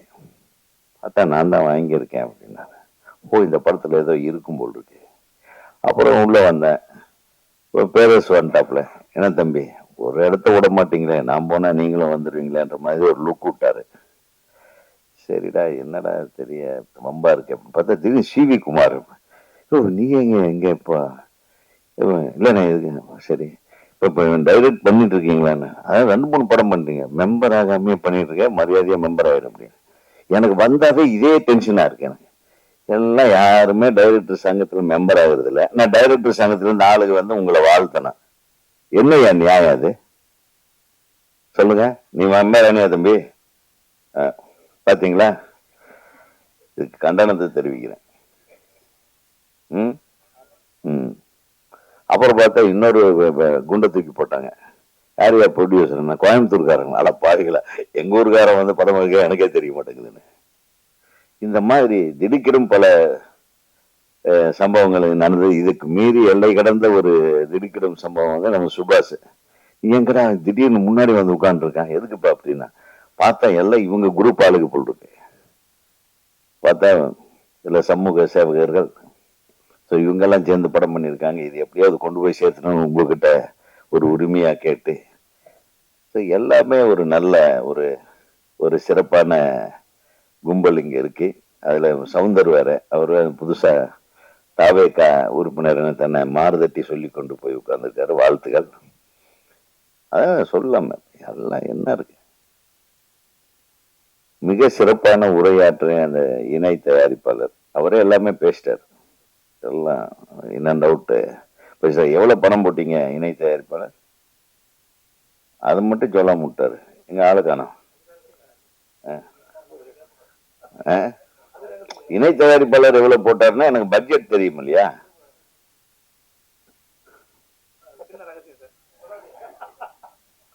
அதை மட்டும் விட்டார் பாத்தீங்களா? அதனால அவருக்கு ஒரு கைத்தட்டல் கொடுத்துருவோம். தயாரிப்பாளருக்கு அவர் பேர்லயே ஆனந்தத்தை வச்சிருக்காரு. பேர்லயே ஆனந்தத்தை வச்சிருக்கிற தயாரிப்பாளருக்கு இந்த படம் ஒரு நல்ல ஆனந்தமான ஒரு ரிசல்ட்டை உங்களுக்கு கொடுக்க வாழ்த்துக்கள். தம்பி ஹீரோவை பத்தி சொன்னாங்க, ரொம்ப சந்தோஷமா இருந்தது. நான் மேடைக்கு வரும்போது இதெல்லாம் எதிர்பார்க்கல. நீங்க செய்து வருகிற சிறப்பான சில விஷயங்கள், பொதுநல நோக்கோடு மக்கள் தொண்டாற்றி கொண்டிருக்கும் உங்களுக்கு இந்த படத்தின் மூலமா கூட ஒரு முக்கியமான நல்ல விஷயத்த நீங்க சொல்ல வந்திருக்கீங்கன்றது சுபாஷ் அவர்கள் சொல்ல கேள்விப்பட்டேன். எனக்கு அப்பவே தெரியும், மூஞ்சியில ஆசிட் மாதிரி எடுத்து ஊத்தும் போதே தெரியும் பெண்களுக்கு பாதுகாப்புன்னு. பண்றது லவ், இதுல என்னடா பாதுகாப்பு? லவ் பண்றவங்களுக்கு என்ன பாதுகாப்பு சொல்லுங்க? லவ் பண்றதே கொஞ்சம் யோசனை பண்ணி பண்ணும், அதுதான் பாதுகாப்பு. இவன் லவ் பண்ணலாமா, இவன் தேர்வானா, இல்ல இவன் நம்ம கடைசி விரல காப்பாத்துவானா? காதல்ங்கிறது ஒரு சாதாரணமான விஷயம் இல்லைங்க. அந்த காலத்துல யதார்த்தமா இருந்தது காதல். இன்னைக்கு காதல் ரொம்ப கணக்கு போட்டு பண்றாங்க. இன்னைக்கு வர்ற இளைஞர்களுடைய காதல் எல்லாம் நம்ம சரியா நம்ம உணர்வு பூர்வமாகவே எடுத்துக்க முடியாது. அங்க போனா எவ்வளவு தேரும், இந்த பொண்ணை கரெக்ட் பண்ண எவ்வளவு வரும், இந்த பையனை கரெக்ட் பண்ண எவ்வளவு கரெக்ட் கிடைக்கும், எப்படி லைஃப் லாங்கா நமக்கு ஒரு கார் பங்களாவோட வாழ்க்கை கிடைக்கும், இந்த மாதிரி தான் காதல் ஆயிடுச்சு. எல்லாமே கமர்ஷியல். இப்ப எப்படி படங்கள் எப்படி ரிலீஸ் ஆகி பெரிய படங்கள் எல்லாம் எவ்வளவு வருதுன்றத மட்டும்தான். நீ என்ன சொல்றன்றதெல்லாம் முக்கியம் இல்லை, நீ என்ன சொல்றதுன்றது முக்கியமான விஷயங்களை எடுத்தாட்டா இந்த மாதிரி சிக்கல்ல மாட்டு உட்காந்துட்டு தனஞ்சயன் மாதிரி ஒரு ஆளை பிடிச்சி டக்குன்னு லாக் பண்ணி இவருதான் இந்த படத்துக்கு ஏற்ற விநியோகஸ்தர்ன்னு முடிவு பண்ணி அப்புறம் நம்ம மாதிரி ஆளுகள்லாம் இதை பத்தி பேசி ஒரு நல்ல விஷயத்தை வியாபாரம் பண்றதுக்கு உண்மையுமே கஷ்டப்படுறோம். நம்ம நல்ல படங்கள் கடந்த 15-20 நாட்களாக நாங்க சில படங்கள் எல்லாம் பார்த்தோம், திரையிட்டோம் இயக்குனர் சங்கத்துக்காக. கிட்டத்தட்ட ஒரு 4-5 திரைப்படங்கள் மிக சிறப்பாகவே இருந்தது, அழகா எடுத்திருந்தாங்க பசங்க. ஆனா எந்த படமே ஓடல.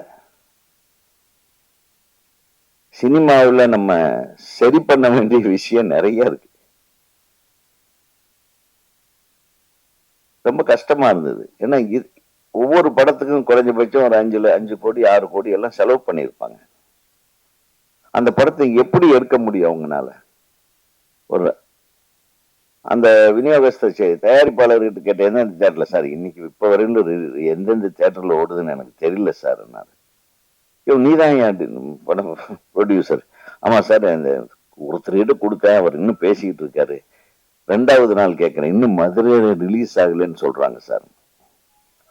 ஒரு நல்ல படம், இந்த முதல் பக்கம்னு ஒரு படம் பார்த்தேன், மிகச்சிறப்பா இருந்தது அந்த படம். அதே மாதிரி நம்ம உதயா நடிச்ச படம் அக்யூஸ்ட், எல்லாமே நல்ல படங்கள் தான். நம்ம எங்கேயோ கோட்டை விட்டுட்டு இருக்கிறோம். அது எங்க கோட்டை விடுறோம், அது எங்க சரிப்படுத்தணும். அப்போ ஒரு ஷோ கொடுக்கறது, ஏதோ ஒரு டைமிங்ல ஒரு ஷோ கொடுக்கறது. இந்த ஒரு ஷோ கொடுக்கற அந்த தியேட்டர்களுக்கெல்லாம் நான் வன்மையா கண்டிக்கிறேன். நீ கொடுத்தா 4 ஷோ கொடு.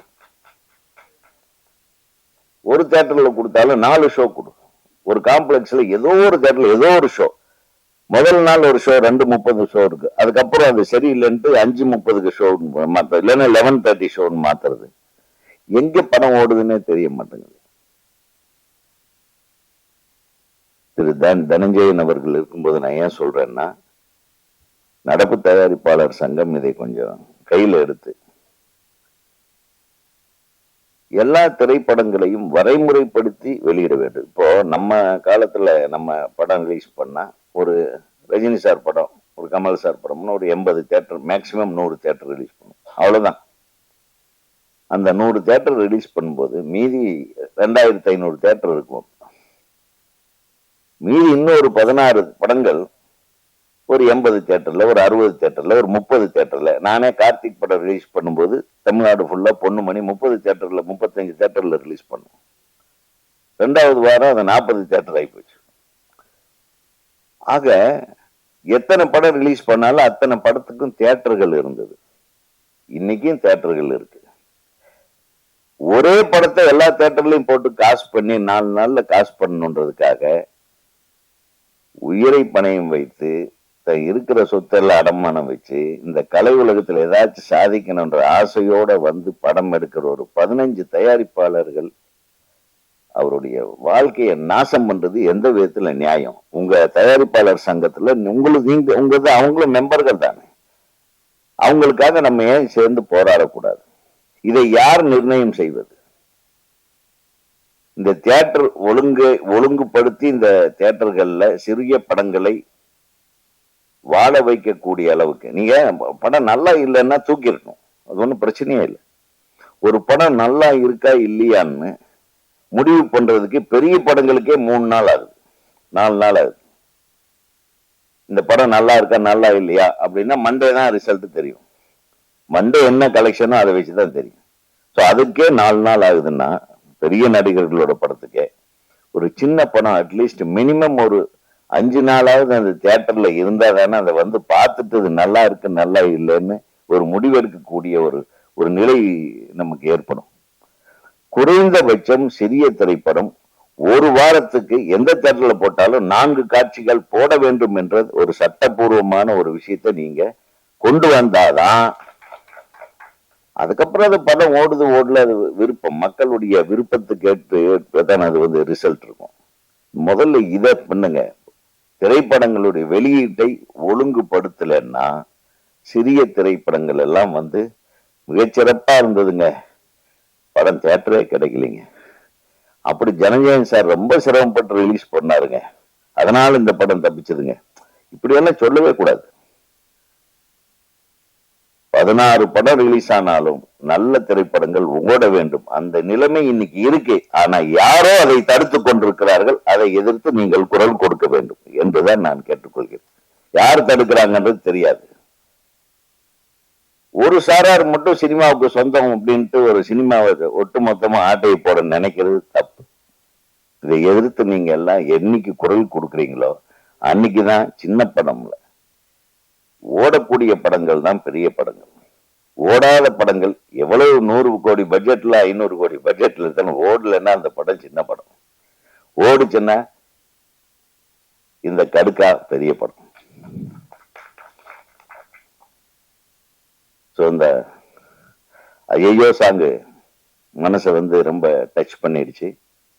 இசையமைப்பாளர் நல்லா பண்ணியிருந்தீங்க தம்பி. இந்த 2 பாட்டு 3 பாட்டுமே ஒரே பாட்டு 2 தடவை வருது இல்லையா? இந்த ஐயோ பாட்டு ரொம்ப நல்லா தான் இருந்தது, அந்த எழுதுனது ரொம்ப நல்லா தான் இருந்தது. அந்த வரி சொன்னீங்களா, அந்த வரி மட்டும்தான் மைண்ட்ல ஓடிட்டு இருந்தது. என்னது, செதுக்குன சிலை ஒண்ணு எதுக்கால வந்தா எனக்கு வலிக்குமா நமக்கு கதவை தட்டுறது பக்கத்துல பூந்து விளாசிட்டான். நல்லா எழுதியிருக்கீங்க.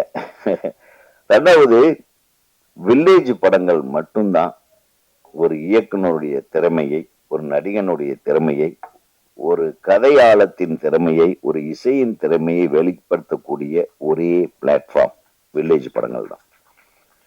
வில்லேஜ் படத்தின் மூலமா தான் ஒரு இளையராஜா உருவானார். வில்லேஜ் படத்தின் மூலமா தான் ஒரு பாரதி ராஜா உருவானார். வில்லேஜ் படத்தின் மூலமா தான் நிறைய இயக்குனர்கள் பாக்கியராஜில இருந்து எடுத்து பாத்தீங்கன்னா. ஸோ இந்த கிராமியத்தில் ஏன் அது கிராமிய படங்கள் மூலமா வந்து ஒரு பெரிய வெற்றியை நம்ம அடைய முடியுதுன்னா, இந்த கிராமத்துல நம்ம ரொம்ப அலங்காரம் பண்ண விஷயங்கள் இருக்காது, யதார்த்தம் இருக்கும். கூடுமான வரையிலும் வில்லேஜுக்காரங்க பேசுறதுல உண்மை இருக்கும். தப்பு செய்யறவங்க கூட நல்லா இருப்பான், வில்லன் கூட அழகா இருப்பான், வில்லன் கூட நல்ல பேரோட இருப்பான். அதுதான் வில்லேஜ். அது ஒரு தனி, அது ஒரு இலக்கிய மேடை மாதிரி. ஒரு ஒரு வில்லேஜ் படம் எடுக்கிறதுன்றது ஒரு இலக்கியம் படைக்கிற மாதிரி. அதனால நிச்சயமா அல்வான்னு சொன்னாங்க பாப்பா, கடுக்கான்னா அல்வா கொடுத்துடாம கடுக்கா கொடுத்துடாம ஒரு நல்ல அறுசுவை பண்டமா இந்த படத்தினுடைய ரிசல்ட் இருக்கணும். நிச்சயமாக இந்த படத்தின் வெற்றிக்காக உழைத்த அனைத்து நல்லுள்ளங்களுக்கும் டைரக்டரை உன்னுடைய மேக்கிங் நல்லா இருக்கு. ஏன்னா 2-3 ஷாட் பார்த்த உடனே தெரிஞ்சிருச்சு. அதனாலதான் நாங்க உட்கார்ந்து எங்க டைரக்டர்னு கேட்டேன். டைரக்டர் எங்கேயோ மேடை கூப்பிடுங்க முதல்லன்னு சொன்னேன். ஸோ எப்பவுமே ஒரு விஷயம் வச்சுக்கோங்க. இயக்குனருக்கு உங்களுக்கு மனக்கசப்பு வரலாம், தயாரிப்பாளருக்கு இயக்குனருக்கு சரியில்லாம இருக்கலாம். அதெல்லாம் இல்லை. ஒரு படத்தை ஒரு இயக்குனர்கிட்ட கொடுத்துட்டா அந்த இயக்குனருக்கு உண்டான மரியாதையை அனைவரும் கொடுக்க வேண்டும். அப்பதான் அந்த படம் நிறைவு பெறும். அதே மாதிரி இயக்குனரும் நேர்மையானவனாக நடந்து கொள்ள வேண்டும். தயாரிப்பாளருக்கு அவர் போட்ட முதலீட்டுக்கும் உன்னை நம்பி வந்த நடிகர் நடிகைகளுக்கும் தொழில்நுட்ப கலைஞர்களுக்கும் நீ நேர்மை உள்ளவனாக அவங்களுடைய பங்காற்றுதலை அழகா பயன்படுத்தும் நேர்மை உங்களிடம் இருக்கும். இந்த 2 இருந்தா போதும், ஜெயிச்சிடலாம். அப்புறம் வியாபாரம், அது நம்ம கைக்கே புலப்படாத ஒரு விஷயமா இருக்குது, கண்ணுக்கே தெரிய மாட்டேங்குது வியாபாரம் பண்றது. ஆக ஒரு மிகப்பெரிய அழகான வியாபாரி, நிறைய பேரை நல்ல விதமா வழிகாட்டி இன்னைக்கு கூட நிறைய படங்களுக்கு இப்படி பண்ணுங்க, இந்த படங்க இந்த மாதிரி செஞ்சா கரெக்டா வரும், இல்லை இது செஞ்சா சரியா வராது, அப்படி நல்ல அட்வைஸ்களை கொடுத்து சினிமாவுக்காக உண்மையிலுமே அவர் தயாரிப்பாளர் தொடர்ந்து தயாரித்து கொண்டிருந்தாலும் சரி, தன்னுடைய நண்பர்கள் தயாரிப்பாக இருந்தாலும் தெரிந்தவர்கள் தயாரிப்பாக இருந்தாலும் அதுல தலையை விட்டுக்கிட்டு மெனக்கென்ற ஒரு மிகச்சிறந்த மனிதர் இந்த படத்தை ரிலீஸ் பண்றது. அதனால சார் ரொம்ப நன்றி தனஞ்சய சார். உங்களுடைய அதாவது நீங்க பெரிய ரிஸ்க் எடுக்கிறீங்க, இருந்தாலும் நீங்க இதுல ரிஸ்க் எடுக்கிறீங்கன்னா யாரோ சொன்ன மாதிரி இதுல ஏதோ ஒரு மேட்டர் இருக்குன்னு அர்த்தம். ஸோ அந்த மேட்டருக்காக இந்த படம் வெற்றி பெறட்டும். அந்த பொண்ணு விஷயம் சொன்னீங்க, அத ஏதோ தெளிச்சாங்க இல்லையா, முகம் ஏதோ வெந்து போச்சே நம்ம தெரியல, அதனால அந்த முகத்தை காட்டக்கூடாதுன்ட்டு வரலையோ? இத படத்துலதான் அப்படி, நான் ஏதோ அது உண்மையாவே ஊத்திட்டாங்களேன்னு, அதனாலதான் இப்ப இந்த பொண்ணு வரலையேன்னு நினைச்சேன். அந்த இடம் கொஞ்சம் எனக்கு பயமா இருந்தது. அதான் சொன்னேன், ஒரு பெண்ணியத்தை காக்கக்கூடிய ஒரு விஷயங்கள்னா இப்போ பெண்களிடமிருந்து ஆண்கள் கூட இப்ப காப்பாத்திக்க வேண்டிய ஒரு சூழ்நிலை இப்ப நிலவிட்டு. இப்ப நிறைய விஷயங்கள் பாத்தீங்கன்னாக்கண்ணே, என்ன இப்ப சுபாஷ், ஆமா மேடம் வந்திருக்காங்கன்னு சொன்னீங்க, அவங்களுக்கும் இது கேட்கிட்டு இருக்காங்க. எத்தனை ஆண் மக்கள் பயந்துட்டு இருக்காங்க தெரியுமா? ஒரு போட்டோ எடுத்து வச்சுட்டு டார்ச்சர் பண்றாங்க. இப்போ முதல்ல எல்லாம் இயக்குனர்கள் நாங்க எல்லாம் ஆபீஸ் வச்சிருப்போம், டக்குன்னு வாய்ப்பு கேட்டு ஆண்கள் பெண்கள் எல்லாம் வருவாங்க. வரும்போது சார் ஒரு போட்டோ சார் அப்படின்னு அப்படி கொஞ்சம் நெருக்கமா இருந்தோம். எங்களுக்கு தெரியாது இல்லையா, நம்ம இப்படி நின்று இருப்போம், பின்னாடி வேற நெருக்கமா இருக்குமா இது எடுத்துட்டு போயிட்டு அந்த போட்டோ கட்டு மிரட்டுறாங்கன்னு என்ன பண்றது? நாங்கெல்லாம் யாருக்கிட்ட போய் அளவு? உங்க மாதிரி எங்க மாதிரி இளைஞர்களை நீங்க காப்பாற்ற முன்வர வேண்டும். பெண்ணியத்தை காப்பது போலவே இளம் இயக்குனர்கள் பாவம் தெரியாம பாவம் எவ்வளவு கஷ்டத்துல இருக்கிறாங்க தெரியுமா? நிறைய பசங்க மாட்டினுக்குறாங்க. ஆண்கள் பாதுகாப்பும் நான் உண்மையா சொல்றேன் சார். ஒரு ஆம்பளை மேல குற்றம் சமைச்சுட்டா உடனே போலீஸ்காரன் போய் அரெஸ்ட் பண்ணிடுறான், அவன் குற்றவாளியா இல்லையான்னு தெரியாது. அதே ஒரு பொண்ணு இந்த மாதிரி பண்ணிடுச்சு சார் என்னன்னு சொன்னா உடனே போவாங்களா சார்? அது என்ன சார் சட்டம்? ஆம்பளைக்கு ஒரு சட்டம், பொம்பளைக்கு ஒரு சட்டம். அதனால ஆண்களும் பாதுகாப்பாக இருப்பதற்கு உண்டான அரணை அமைத்து தருமாறு பத்திரிகையாளர் சங்க தலைவர் திரு சுபாஷ் அவர்களை வேண்டி கேட்டுக்கொண்டு, இந்த திரைப்படம் மிகப்பெரிய வெற்றி படமாக அமைய வேண்டும் என்று எல்லாம் வல்ல இறைவனை வேண்டி, தமிழ்நாடு திரைப்பட இயக்குநர்கள் சங்கத்தின் சார்பாக இயக்குனர், ஒளிப்பதிவாளர், இசையமைப்பாளர், எடிட்டர், கலை இயக்குனர், நடிகர் நடிகைகள், ஹீரோ ஹீரோயின், துணை இணை இயக்குனர்கள், இசையமைப்பாளர், அப்புறம் யாராச்சும் விட்டுருந்த இணை தயாரிப்பாளர் அனைவருக்கும் எனது மனமார்ந்த வாழ்த்துக்களை தெரிவித்து விடைபெறுகிறேன். நன்றி, வணக்கம். எல்லாருக்கும் வணக்கம். இங்க மேடையில் உட்கார்ந்து இருக்கிற எல்லாருமே என்னோட இன்ஸ்பிரேஷன்ஸ். ஆக்சுவலா நான் ஒரே மேடையில என்னோட அதுவும் இந்த கடுக்கா படத்தோட ஃபங்க்ஷன்ல இப்படி ஒரே டைம்ல பார்ப்பேன் நான் எதிர்பார்க்கவே இல்லை. அதுக்கு கடவுளுக்கும் நன்றி சொல்லிக்கிறேன், என்னோட தாய் தந்தை எல்லாத்துக்கும் நன்றி சொல்லியிருக்கிறேன். ஆர் உதயகுமார் சார், நாங்களாம் சின்ன பையனா இருக்கும்போது நீங்கெல்லாம் ஹிட் ஆகிறதுக்கு காரணமே நாங்க தான் கை தட்டி படம் பார்த்துட்டு இருந்தோம். பேரரசு சார், ஹீரோ இல்லையோ உங்களோட என்ட்ரி எப்பன்னு எல்லாம் எதிர்பார்க்க ஆரம்பிச்சுட்டு நாங்க எல்லாருமே நீங்க ஒவ்வொரு டைம் பிரேம்ல வரும்போது சிவிகுமார் சார் சின்ன படத்துக்கு சப்போர்ட் பண்றதுக்குன்னு ஒருத்தர் தமிழ் சினிமா புதுசா ஒருத்தர் என்ட்ரி ஆயிருக்காருன்னு ஒரு பெரிய பிரம்மாண்ட விழாவே எடுக்கலாம். அப்படிப்பட்ட ஒரு ஆள் சிவிகுமார் சார். ஏன்னா எதிர்பார்க்கவே இல்லை. இன்னைக்கு சார்ட்ட கால் பண்ணி சொன்ன காலில் கண்டிப்பா சின்ன படம் கண்டிப்பா சப்போர்ட் பண்ண வரேன் அப்படின்னு சொல்லியிருந்தாரு. சுபாஷ் சார் இந்த படம் பார்க்கும்போது சாருக்கு ரொம்ப பிடிச்சிருந்துச்சு. ஆரம்பத்துல இருந்து ரொம்ப சப்போர்ட் பண்ணிட்டே இருக்கிற சுபாஷ் சார் வந்ததுக்கு ரொம்ப நன்றி சார். சௌந்தரன் வந்ததுமே பார்த்ததுமே சொன்னாரு இந்த நேட்டிவிட்டி உள்ள போயிடுச்சு, படத்துக்குள்ள கிராமத்துக்குள்ள போன மாதிரி இருந்தது. அவரோட ஐடியாஸ் எல்லாமே சொல்லிட்டு இருந்தாரு. மெயினா இப்ப தலைக்கல் இறங்கியிருக்காரு, அதுக்கு மெயினா வாழ்த்துக்கள். தொடர்ந்து சமூக சேவை செஞ்சுட்டு இருக்காரு. சினிமாலையும் 2 பேரும் ஓட்டிட்டு இருக்காரு, அதுக்கு வாழ்த்துக்கள்ண்ணே. எங்க படத்தோட டீம் எனக்கு வாய்ப்பளித்த இயக்குனர் முருகராஜ் அண்ணன், producer Anand sir, Kannan master எல்லாருமே நிலவை பார்த்து பண்ண இந்த பாட்டு வந்து ஆக்சுவலா 2 பாட்டுமே தேவாசாவோட ஆசீர்வாதத்துல ஹிட் ஆனது. மக்களுக்கும் நான் நன்றி சொல்லிக்கிறேன். பிரஸ் அண்ட் மீடியா மெயின், ஏன்னா அவங்க தான் மே மாசம் ஃபுல்லா நாங்க இந்த பாட்டு ரிலீஸ் பண்ணணும் எவ்வளவு சப்போர்ட் பண்ணி ஷேர் பண்ண முடியுமோ எல்லாம் ஷேர் பண்ணாங்க. மியூசிக் டைரக்டர் கெவின் இந்த படத்துக்கு ஆரம்பத்துல இருந்து எண்டிங் வரைக்கும் இப்போ வரைக்கும் சப்போர்ட் பண்ணிட்டு இருக்காரு. ஏன்னா டீசர்ல நாங்க ஒரு 1 வீக்ல போடணும்னு சொன்னாலுமே உடனே ஒரு பாட்டு ரெடி பண்ணி உடனே டியூன் போட்டு அது எல்லாத்துக்கும் பிடிக்கிற மாதிரி அதை ஹிட் பண்ணிட்டாரு. அப்புறம் இந்த படத்துக்கு ஆர்டிஸ்ட் சுதாக்கா, அப்போ எல்லாருமே இந்த படத்துக்கு எவ்வளவு சப்போர்ட் பண்ண முடியுமா சப்போர்ட் பண்ணிட்டு இருந்தாங்க. ஏன்னா இப்ப இது வந்து புதுமுக நாயகனா இப்ப நான் வரணுங்கும் போது இவ்வளவு பேர் சப்போர்ட் பண்ணி எனக்கு பண்ணாங்கன்னு எதிர்பார்க்கவே இல்லை. ஏன்னா மெயினா நன்றி எல்லாத்துக்கும் நான் சொல்ல கடமைப்பட்டிருக்கிறேன். ஏன்னா ஃபர்ஸ்ட் லுக் போஸ்டர்ல இருந்து எஸ்ஏசி சார்ல இருந்து பார்த்திபன் சார், விக்ரமராஜா சார், இருக்கிற செலிபிரிட்டிஸ் எல்லாருமே அவங்க ஷேர் பண்ணிட்டு இருந்தாங்க. ஜேம்ஸ் வசந்தன் சார்ல இருந்து நான் எதிர்பார்க்கவே இல்லை. எல்லாமே படம் இந்த ஃபர்ஸ்ட் லுக்கே எனக்கு ரொம்ப பிடிச்சிருக்குது அப்படின்னு சொல்லி Sudhish sir, LK Sudhish sir உட்பட எல்லாரும் பாராட்டிட்டு இருந்தாங்க. இன்ஃபேக்ட் பாக்கியராஜ் சார் வர முடியல, அவர் கண்டிப்பா என்னோட விஷயத்தை சொல்லுங்கன்னு சொல்லியிருந்தாரு. ஸோ அவருக்கு ரொம்ப நன்றி சார். செல்வமணி சார் நேற்று ஃபோன் பண்ணி சொல்லியிருந்தோம், ஒரு சில இஷ்யூஸ்னால இன்னைக்கு வர முடியல, அவுட் ஆஃப் ஸ்டேஷனு. ஸோ என்னை பாராட்டின எல்லாத்துக்குமே என்னோட நன்றி மட்டும்தான் என்னால சொல்ல முடியும். ஏன்னா இப்போ இந்த கடுக்கா படம் வந்து நீங்க கிராமத்து படம், பட் அதுல என்ன இருக்கு அப்படின்னு நீங்க பாத்தீங்கன்னா அதுல நாங்க ட்ரெய்லர்லயும் டீசர்லயும் காட்டாத ஒரு கண்டென்ட் உள்ள வச்சிருக்கணும். ஆக்சுவலா அது நீங்க எல்லாரும் படம் பார்க்கும்போது உங்களுக்கு அது புரியும். ஏன்னா இந்த படம் இப்ப நீங்க நினைக்கிற மாதிரி பெரிய பிரம்மாண்டம் இந்த ரத்தம் பெரிக்க பெரிக்க அப்படின்னாங்களா அந்த மாதிரி படமோ இல்ல பெரிய ஸ்கிரீன்ல ஒரு 2 பீஸ்ல ஒரு ஹீரோ நடக்க ஓட்டுற அந்த மாதிரி ஒரு பிரம்மாண்ட படமெல்லாம் இல்ல. எங்களோட பிரம்மாண்டம் கதையில இருக்குது. அந்த கதையில தான் நாங்க அந்த பிரம்மாண்டத்தை வச்சுக்கிறோம். அது நீங்க படத்தை பார்க்கும்போது உங்களுக்கே புரிஞ்சிடும். ஆக்சுவலா அதுக்கு நான் இயக்குனருக்கு நான் இன்னொரு நான் நன்றி சொல்லிக்கிறேன். அப்படிப்பட்ட ஒரு பிரம்மாண்ட கதையில ஒரு படத்தை வேணா சொல்லுவாங்க எல்லாருமே, ஃபைட் வேணுமா ஃபைட் இருக்குது, சாங் வேணுமா சாங் இருக்குது, காமெடி வேணுமா காமெடி இருக்குதுன்னு கேட்டுட்டே இருப்பாங்களா. முதல்ல படம் பண்ணும்போது கதை வேணுமா கதை முதல்ல படத்துல இருக்குதா அப்படிங்கறத நீங்க நோட் பண்ணணும்.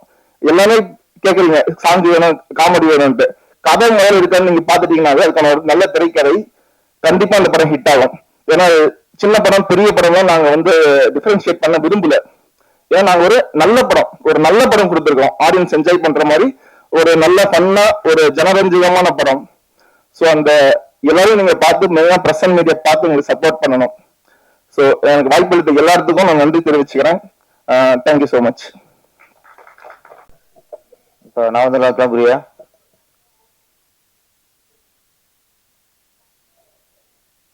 அவர் உதயமாசப்பட்டாரா, அடுத்து வம்சில் இருக்கவருக்கு. அனைவருக்கும் வணக்கம். அனைவருக்கும் கிருஷ்ண ஜெயந்தி வாழ்த்துக்கள். கிருஷ்ண ஜெயந்திக்கு ஆடியோ ரிலீஸு, விநாசத்திற்கு படம் ரிலீஸு கரெக்டாக ரூட்லாம் போய்க்கிருக்கான்னு நினைக்கிறேன். இந்த படத்தை பற்றி நான்லாம் சொல்லணும் அவசியம் இல்லை. ஏன்னா அந்த படத்தை ரிலீஸ் பண்ண போகிறது தனஞ்சன் சார். அவர் ஒரு படத்தை நல்லா இருக்குன்னு சொன்னாலே பெரிய விஷயம். ஆனா அந்த படத்தை பார்த்து அவரே வாங்கி ரிலீஸ் பண்றாருன்னா சொல்ல தேவையில்லை, படம் நல்லா வந்திருக்குங்கிறது நம்பிக்கை கண்டிப்பா நல்லா வந்திருக்கும். ஏன்னா தஞ்சை சார் வந்து நிறைய அனலிஸ்ட். அவர் ஒரு படத்தை பார்த்தோம் பரவாயில்ல நல்லா இருக்கு ஓகே அப்படி சொல்லிட்டு போக மாட்டார். நிறைய குறையில அனலைஸ் பண்ணுவார். இல்லை என்ன குறை என்ன நிறை என்ன பண்ணியிருக்கலாம், அந்த அளவுக்கு அவர் ஒரு டிக்ஷனரி மாதிரி அவர் இந்த படத்தை வாங்கி ரிலீஸ் பண்றாங்க போது இந்த படம் கண்டிப்பா வெற்றி அடையும்.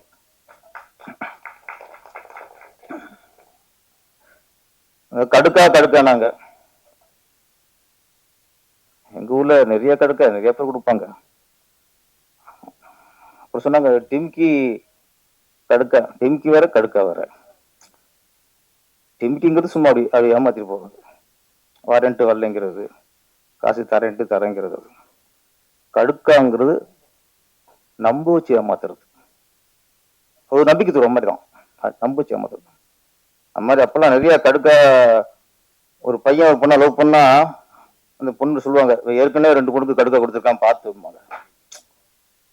அது மாதிரி சில பொண்ணுங்க சும்மா அப்படியே ஒரு டீல் விடுவாங்க அப்படியே. அப்போ சொல்லுவாங்க, பாத்துட்டா ஏற்கனவே 2-3 பையனுக்கு இந்த பொண்ணு கடுக்கா கொடுத்துருக்குமாங்க. அப்போ உஷாராகணும். கடுக்காங்கிட்ட சும்மா இந்த அந்த காய் கடுக்கா காய் நடிச்சுன்னா முடிஞ்சு வச்சு, லைஃப் முடிஞ்சு வச்சு. கடுக்கு இப்ப இந்த படத்துல 2 ஹீரோ. இந்த 2 ஹீரோவுக்கு யாரு இந்த ஹீரோன்னு யாருக்கு கடுக்கா கொடுக்குறோங்கிறது மேட்ருன்னு தோணுது எனக்கு. கதாநாயகி ஹீரோவுக்கா 2வது ஹீரோவுக்கா கடுக்கா கொடுத்தது யாருக்கு? ஆனா என்னை பொறுத்த வரைக்கும் அந்த கதாநாயகி யாருக்கு கடுக்கா கொடுத்துருக்குன்னா ப்ரொடியூசருக்கு நல்லா கொடுத்துருக்கு கடுக்கா. மேடையில புலம்புற அளவுக்கு சரியான கடுக்கா கொடுத்துருக்கு. இதுதான் கடுக்கா. கடுக்காக்கு மீனுங்கிறது நம்ப வச்சு ஏமாத்துறது. நம்ம நடிச்ச படத்துக்கு ஆடியோ ரிலீஸுக்கு வரணும்ல. போஸ்ட்ல போல நிறைய போஸ்டர் பார்த்தேன். ஹீரோட சைட்ல இருக்காங்க 2 பேரும், இந்த பொண்ணு சென்டரா இருக்கு. அப்படி போட்டு கடுக்கா கொடுக்கணும் பாருங்களேன். நீங்க போய் பப்ளிசிட்டி அந்த பொண்ணுக்கு அதிகம் பண்றீங்க, எல்லாம் பண்றீங்க. அதனால கதாநாயகி ப்ரொடியூசருக்கு கடுக்கா கொடுத்து விட்டது.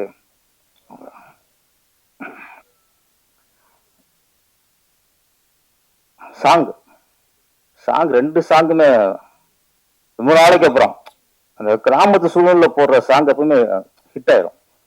அதுவும் தேவாசார பாடியிருக்காரு. தேவாசார ஏற்கனவே அது பாருங்க, எல்லா பாட்டுமே ஹிட்டு. அவரே இந்த ஐயோ அவரே 2-3 போட்டாரு. ஐயோ ஐயோ அவர் தானே சார்? ஆமா, ஐயோ ஐயோ அப்படின்னு ஒரு பாடம், அதுவும் ஹிட்டு. இங்கேயும் ஐயோன்னு சொல்றீங்க.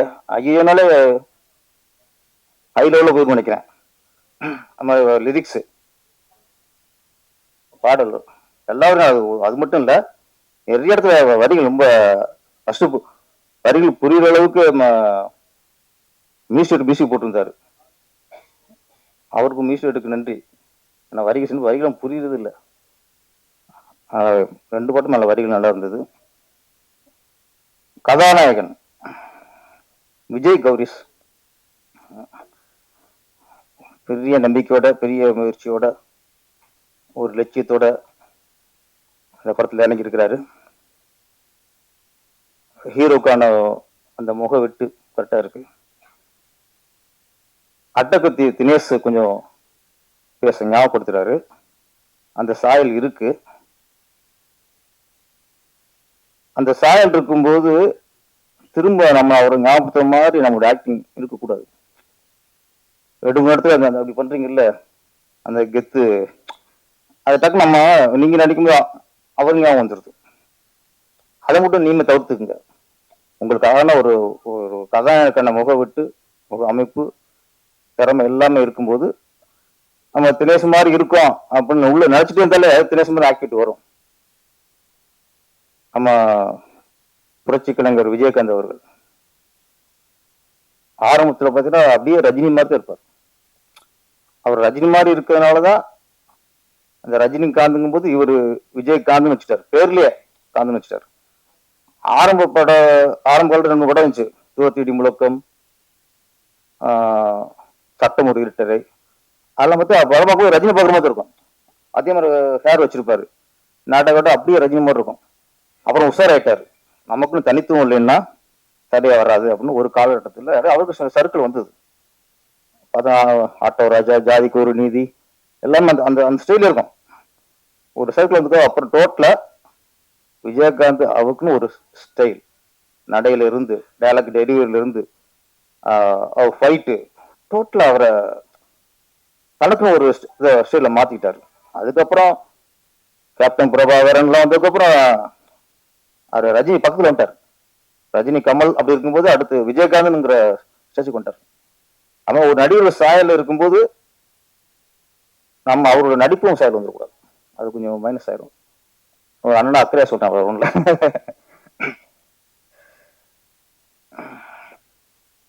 தனஞ்சன் சார் கட்டாயம் படத்தை நீங்க எடுத்திருக்கீங்க. ஏன்னா படம் பார்க்கும்போது சில டைலாக்லாம் பார்க்கும்போது கண்டிப்பா இது கதையை நம்பி எடுத்த படம்.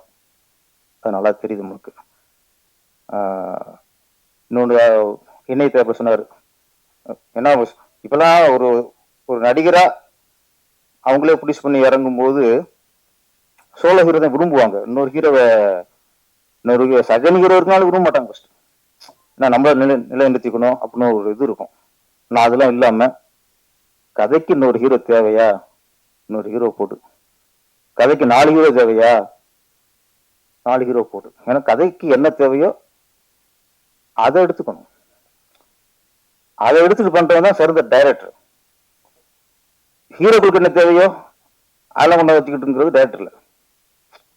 அப்போ நம்ம இயக்குனர் செல்வராசு அதுதானே, சாரி குழப்பம் வச்சு முருகதாஸ் மாதிரி வருதா, முருகராசு.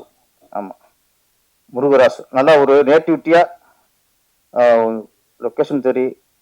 அதே மாதிரி ஹீரோனை பார்க்கும்போது ஒரு யதார்த்த முகமா இருக்கு. எங்கேயுமே ஒரு ஆர்டிஃபிஷியலா ஒரு மேக்கப் எல்லாத்தையும் போடாம ரொம்ப ஃபேஸ் யதார்த்தமா. நடிப்பும் சரி லைவா வாங்கியிருக்கீங்க. கடுக்கா ஏமாத்தாது. டைட்டில் கடுக்காது தவிர கண்டிப்பா ஆடியன்ஸ் ஏமாத்தாதுன்னு நம்பிக்கை வந்துருச்சு. நிறைய சொன்னாங்க. இப்போ இந்த தியேட்டர் பிரச்சனை அதை பிரச்சனை நம்ம பேசிட்டே தான் சார் இருக்கோம். இது எங்க எப்போ போய் முடிவுக்கு வரணும்னு தெரியல, யார் பக்கம் தப்புன்னு தெரியல.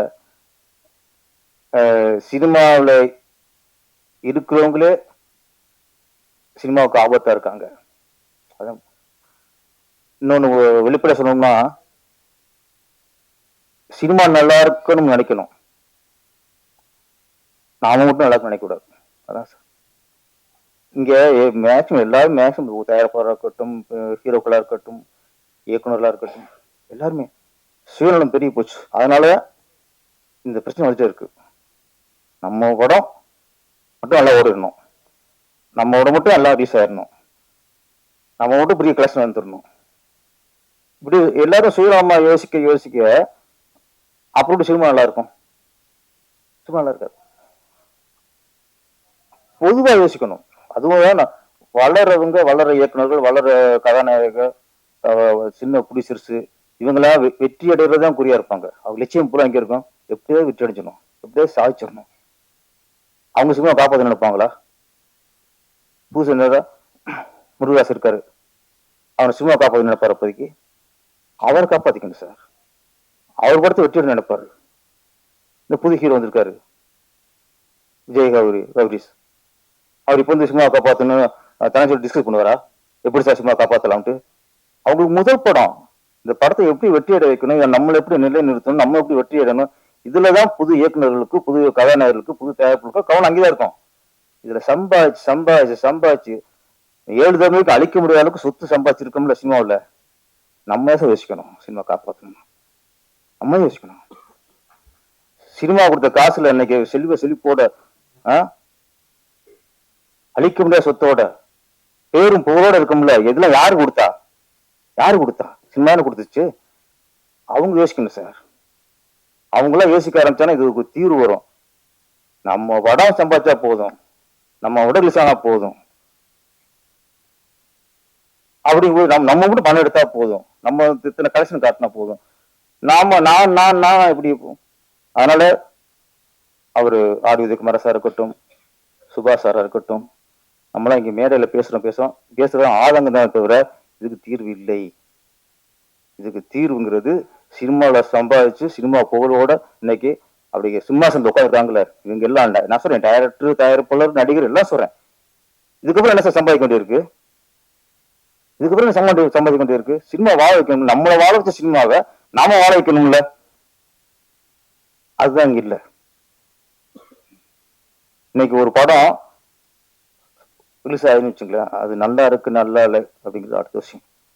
ஒரு படம் விமர்சனத்துக்கு உள்ளானதான், யார் நடிச்ச படமா இருக்கட்டும். ஒரு படம் வெளியே வந்துட்டாலே அது விமர்சனத்துக்கு உள்ளான படம் தான். ஆனா அந்த படத்தை பத்தி விமர்சனம் இருக்குமே தவிர இன்னைக்கு அப்படி இல்லை. இந்த படம் ஓடக்கூடாது, இந்த படத்தை ஒழிச்சிடணும், இந்த படத்துல மக்கள் போய் பாத்திரக்கூடாது, இந்த வன்மத்தை கக்குறதா இன்னைக்கு நிறைய விமர்சனங்களா இருக்கு. இன்னைக்கு நிறைய ஒரு படத்தை விமர்சனம் பார்க்கும்போது நல்லா பேஸ்புக்ல பார்த்தா ஒரு பத்திரிகையாளர்கள் விமர்சனம் பண்ணுவாங்க, சில மீடியாக்கள், ஒரு தரமான மீடியாக்கள் அவங்க விமர்சனம் பண்ணுவாங்க. அப்ப அதை பார்ப்போம். அப்ப அவங்க சரியா நிறைய குறையா எடுத்து சொல்லுவாங்க, பத்திரிகையாளரும் சரி மீடியாக்களும் சரி. ஆனா இன்னைக்கு படம் பார்த்தவங்க எல்லாருமே விமர்சகர்கள். பேஸ்புக்ல விமர்சனமா போய்கிட்டு இருக்கு. அதுவும் நல்லபடியாக ஆசிரியர் நான் படம் நல்லா இருக்க நல்ல படத்தை நீங்க நல்லா இருக்கு சொல்லு, அது சொல்லணும்னு சொல்லல, வன்மமா இருக்கு சார். கேவலமா திட்டுறது. நீங்களாம் பெரிய சாதிச்ச மாதிரியும் நீங்களும் பெரிய வெற்றியை கொடுத்த மாதிரியும் சரின்னு சொல்லிடுவேன். எவ்வளவு மேட்ரு முடிஞ்சது, யாரும் ஒண்ணு வந்து சரியாக சொல்றதில்ல. அந்த வன்மம் தான் சார், வன்மத்தை வாங்கி எடுக்கிறது இன்னைக்கு இதா இருக்கு. இதை தடுக்கணும் சார். முதல்ல நான் சொல்றது, நீங்க நம்ம படம் ரிலீஸ் பண்றோம், அடுத்த விஷயம் இன்னைக்கு ஒரு படத்தை இதுல வந்து ஒரு ஜாதி ரீதியாகவும் சில விமர்சனங்கள், ஒரு படத்தை அவன் பிடிக்காத படம் தான் ஒழிச்சிடணும், மத ரீதியாகவும் இன்னைக்கு விமர்சனம் வருது, அரசியல் ரீதியாகவும் இன்னைக்கு விமர்சனம் வருது, ஒரு நடிகர்கள் இன்னொரு நடிகர்கள் இந்த மோதல் ரீதியாக விமர்சனம் வருது, ஒரு படத்துக்கான விமர்சனம் இல்லை. இதான் இன்னைக்கு நடக்குது. ஒருத்தன் பிடிக்காத ஜாதிக்கான படம் வந்தா இது எப்படியா ஓச்சரும் வரிஞ்சு கட்டில இறங்கிறாங்க. ஒரு பிடிக்காத நடிகருக்கு படம் வந்தா எப்படி ஓடக்கூடாது அதுக்கு வரிஞ்சு கட்டிட்டு விமர்சனம் பண்றாங்க. விமர்சனங்கிறது அது ஒரு நியாயம் இருக்குங்கள, உன் வன்மை இருக்கக்கூடாதுல்ல. இன்னைக்கு அதை ஒழிச்சா போதும் சார். நீங்க அதை ஒழிச்சா போதும். இன்னைக்கு அதை ரொம்ப ஜாஸ்தியா இருக்கு இன்னைக்கு. அப்புறம் தியேட்டர்கள் ஒதுக்குறது இதெல்லாம் அப்புறம் பார்த்துக்கலாம். இப்போ அதாவது உதயகுமார் சார் அவரு பேசிட்டே இருக்கோம். இதுக்கு சீக்கிரம் நம்ம வந்து ஒரு நடிகர்ல இருந்து எல்லாருமே சின்ன படங்களையும் வாழ வைக்கணும். பெரிய படங்கள் வந்து அவங்க போட்ட காசை எப்படி வசூல் பண்ண திட்டம் போடுறாங்க, அதுல சின்ன படம் நசிங்கிடக்கூடாது. அதுக்கும் சில வழிமுறை இருக்கணும். இந்த போன வாரம் ரிலீஸ் ஆச்சு சின்ன படங்கள். உண்மையிலேயே போனோட அட்லிஸ்ட் நல்ல படம். சரண்டர் அவங்க கூட சிறந்த படம், இல்லை ஹிட்டு வந்துருச்சு. முதல் பக்கம் எல்லாமே நல்ல படங்கள் தான், சில பேர் ஹிட்டும் ஆயிருக்கு. இப்ப அடுத்து பெரிய படம் வரும்போது அந்த ஓடிக்கு இருக்க படத்தையும் மொத்தமா தூக்கொண்ட நிலைமை வருதுல்ல, அதை தடுக்கணும் சார். நீங்க ஒரு வாரத்துல படம் வந்திருக்கு, அது அப்பதான் பேர் எடுத்திருக்கு, நல்லா இருக்குன்னு வந்து ரிசல்ட் வந்திருக்கு, கொஞ்சம் அப்படியே மக்கள் பார்க்கணும்னு நினைக்கிறாங்க. அப்போ இன்னொரு பெரிய ஹீரோ படம் வரும்போது அதான் வலிச்சு தொடச்சு தூக்கி எரிஞ்சிடாங்க. அப்போ முன்னாடி ரிலீஸ் பண்ண முடியல, பின்னாடி ரிலீஸ் பண்ண முடியல. இதெல்லாம் நீங்க பெரிய நடிகர் எல்லாத்தையும் கூட்டி வச்சு பேசணும். அவ்வளவுதான். நம்ம வந்து ஏன்னா சினிமா நல்லா இருக்கணும்னா சினிமாவால வாழ்ந்தவர்ல கூப்பிடுங்க, பேசுவோம், அப்பதான் இது நல்லா இருக்கும். மோசம் போயிட்டு இருக்கலாம், மோசம் போயிட்டு இருக்க முடியும்.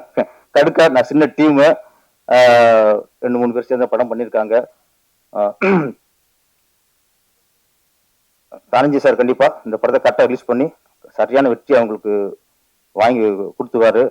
அதனால அடுத்து இந்த படம் ரிலீஸ் ஆனதுக்கு அப்புறம் விஜய் கௌரிஷ் வந்து வெற்றி படம் நாயனா உருவாயிருவாங்க நம்பிக்கை இருக்கு. இந்த படம் வெற்றிக்கு அப்புறம் நிச்சயம் இந்த ப்ரொடியூசர்லாம் திரும்ப அடுத்த படம் ஒன்று ஆரம்பிச்சு தொடர்ந்து வெற்றி படங்களா கொடுங்க, நல்ல படங்களா கொடுங்க. கதை தான் முக்கியம். மக்களும் புரிஞ்சுட்ட வரைக்கும் இன்னைக்கு வந்து பட்ஜெட் பெருசா அதெல்லாம் இல்லை, கதை நல்லா இருந்தா வருவாங்க. 2-3 வருஷமா நல்ல கதை சொல்ல கூட தான் ஓடி இருக்கு. மக்கள் மேல குறையுமே இல்லை சார். நான் சொல்ல சொல்றேன், மக்களும் குறையில. அப்புறம் வந்து ஓடிச்சு, குடும்பஸ்தனும் ஓடிச்சு, எத்தனை வருஷம் படங்கள்லாம் ஓடி, இந்த அக்யூஸ்ட் ஓடி இருக்கு, எல்லாம் நல்லா ஓடி இருக்கு. சின்ன படம் நல்லா இருந்துச்சுன்னா ஒரு படமா இருந்தா ஓடு சார். படம்ங்கிற பேர்ல நம்மளை போட்டு குத்தி குதறினாங்கன்னா ஆடியன்ஸ் ரிஜெக்ட் பண்ணிடுறான். கண்டிப்பா கடுக்கா நல்ல படமா இருக்கும், வெற்றி படமா இருக்கும். எல்லாருக்கும் வாழ்த்துக்கும் நன்றி, வணக்கம். எல்லாரும் தலைவன் தலைவி ஃபங்க்ஷனுக்கு போனோம். டைம் ஆயிடுச்சுன்னு தெரியும் எனக்கு. வெற்றி விழாக்கு போறீங்க. ஒரு 5 minutes மட்டும் உங்களை அனுப்பிச்சிடலாம். முடிச்சிடலாம்ல? ஓகே. அனைவருக்கும் இனிய மாலை வணக்கம். அண்ட் வெகு சிறப்பா இந்த விழா நல்லபடியா நடந்தது. அண்ட் இதுக்கு கலந்துட்ட உதயகுமார் சாருக்கு, பேரரசு சாருக்கு, அண்ட் சுபாஷ் சாருக்கும், சிவி குமாருக்கும் நன்றி. சார், உங்க பொலிட்டிஷியனா பார்த்து ரொம்ப சந்தோஷமா இருக்கு. சௌந்தரராஜா, நீங்க ஒரு போராளியாவும் பிளஸ் வந்து ஒரு இயக்கமாவும் நிறைய நல்லா பண்ணிட்டு இருக்கீங்க. உங்களுடைய முயற்சிகள் தொடரணும். வாழ்த்துக்கள். கடுக்கா படம் வந்து எனக்கு ஒரு சில மாதங்களுக்கு முன்பு விஜய் கௌரிஷ் இந்த படம் பார்க்கணும்னு கூப்பிட்டாரு. நான் வந்து படத்தை போய் பார்த்தேன். நானும் எங்க டீமை பார்த்த உடனே நான் வந்து எனக்கு இதுல சிவி குமார் வரணும்னு சொன்னதே காரணம் வந்து ஒரு அட்டைக்கத்தி பார்த்த ஒரு அட்டைக்கத்திக்கு ட்ரிபியூட் மாதிரி ஒரு படமா இருந்தது. ஆனா அதுல சில கரெக்ஷன்ஸ் எல்லாம் நான் சொன்னேன். கரெக்ஷன்ஸ்னா இதெல்லாம் பண்ணா கொஞ்சம் பெட்டரான படமா வரும், இது எனக்கு கொஞ்சம் இதுல சில உடன்பாடுகள் இல்லை அப்படின்னு நான் சொல்லிட்டு நான் சில மாதங்களுக்கு சொன்னேன். விஜய் வந்து கேட்டுக்கிட்டாரு, அவர் டைரக்டரும் கேட்டுக்கிட்டாங்க.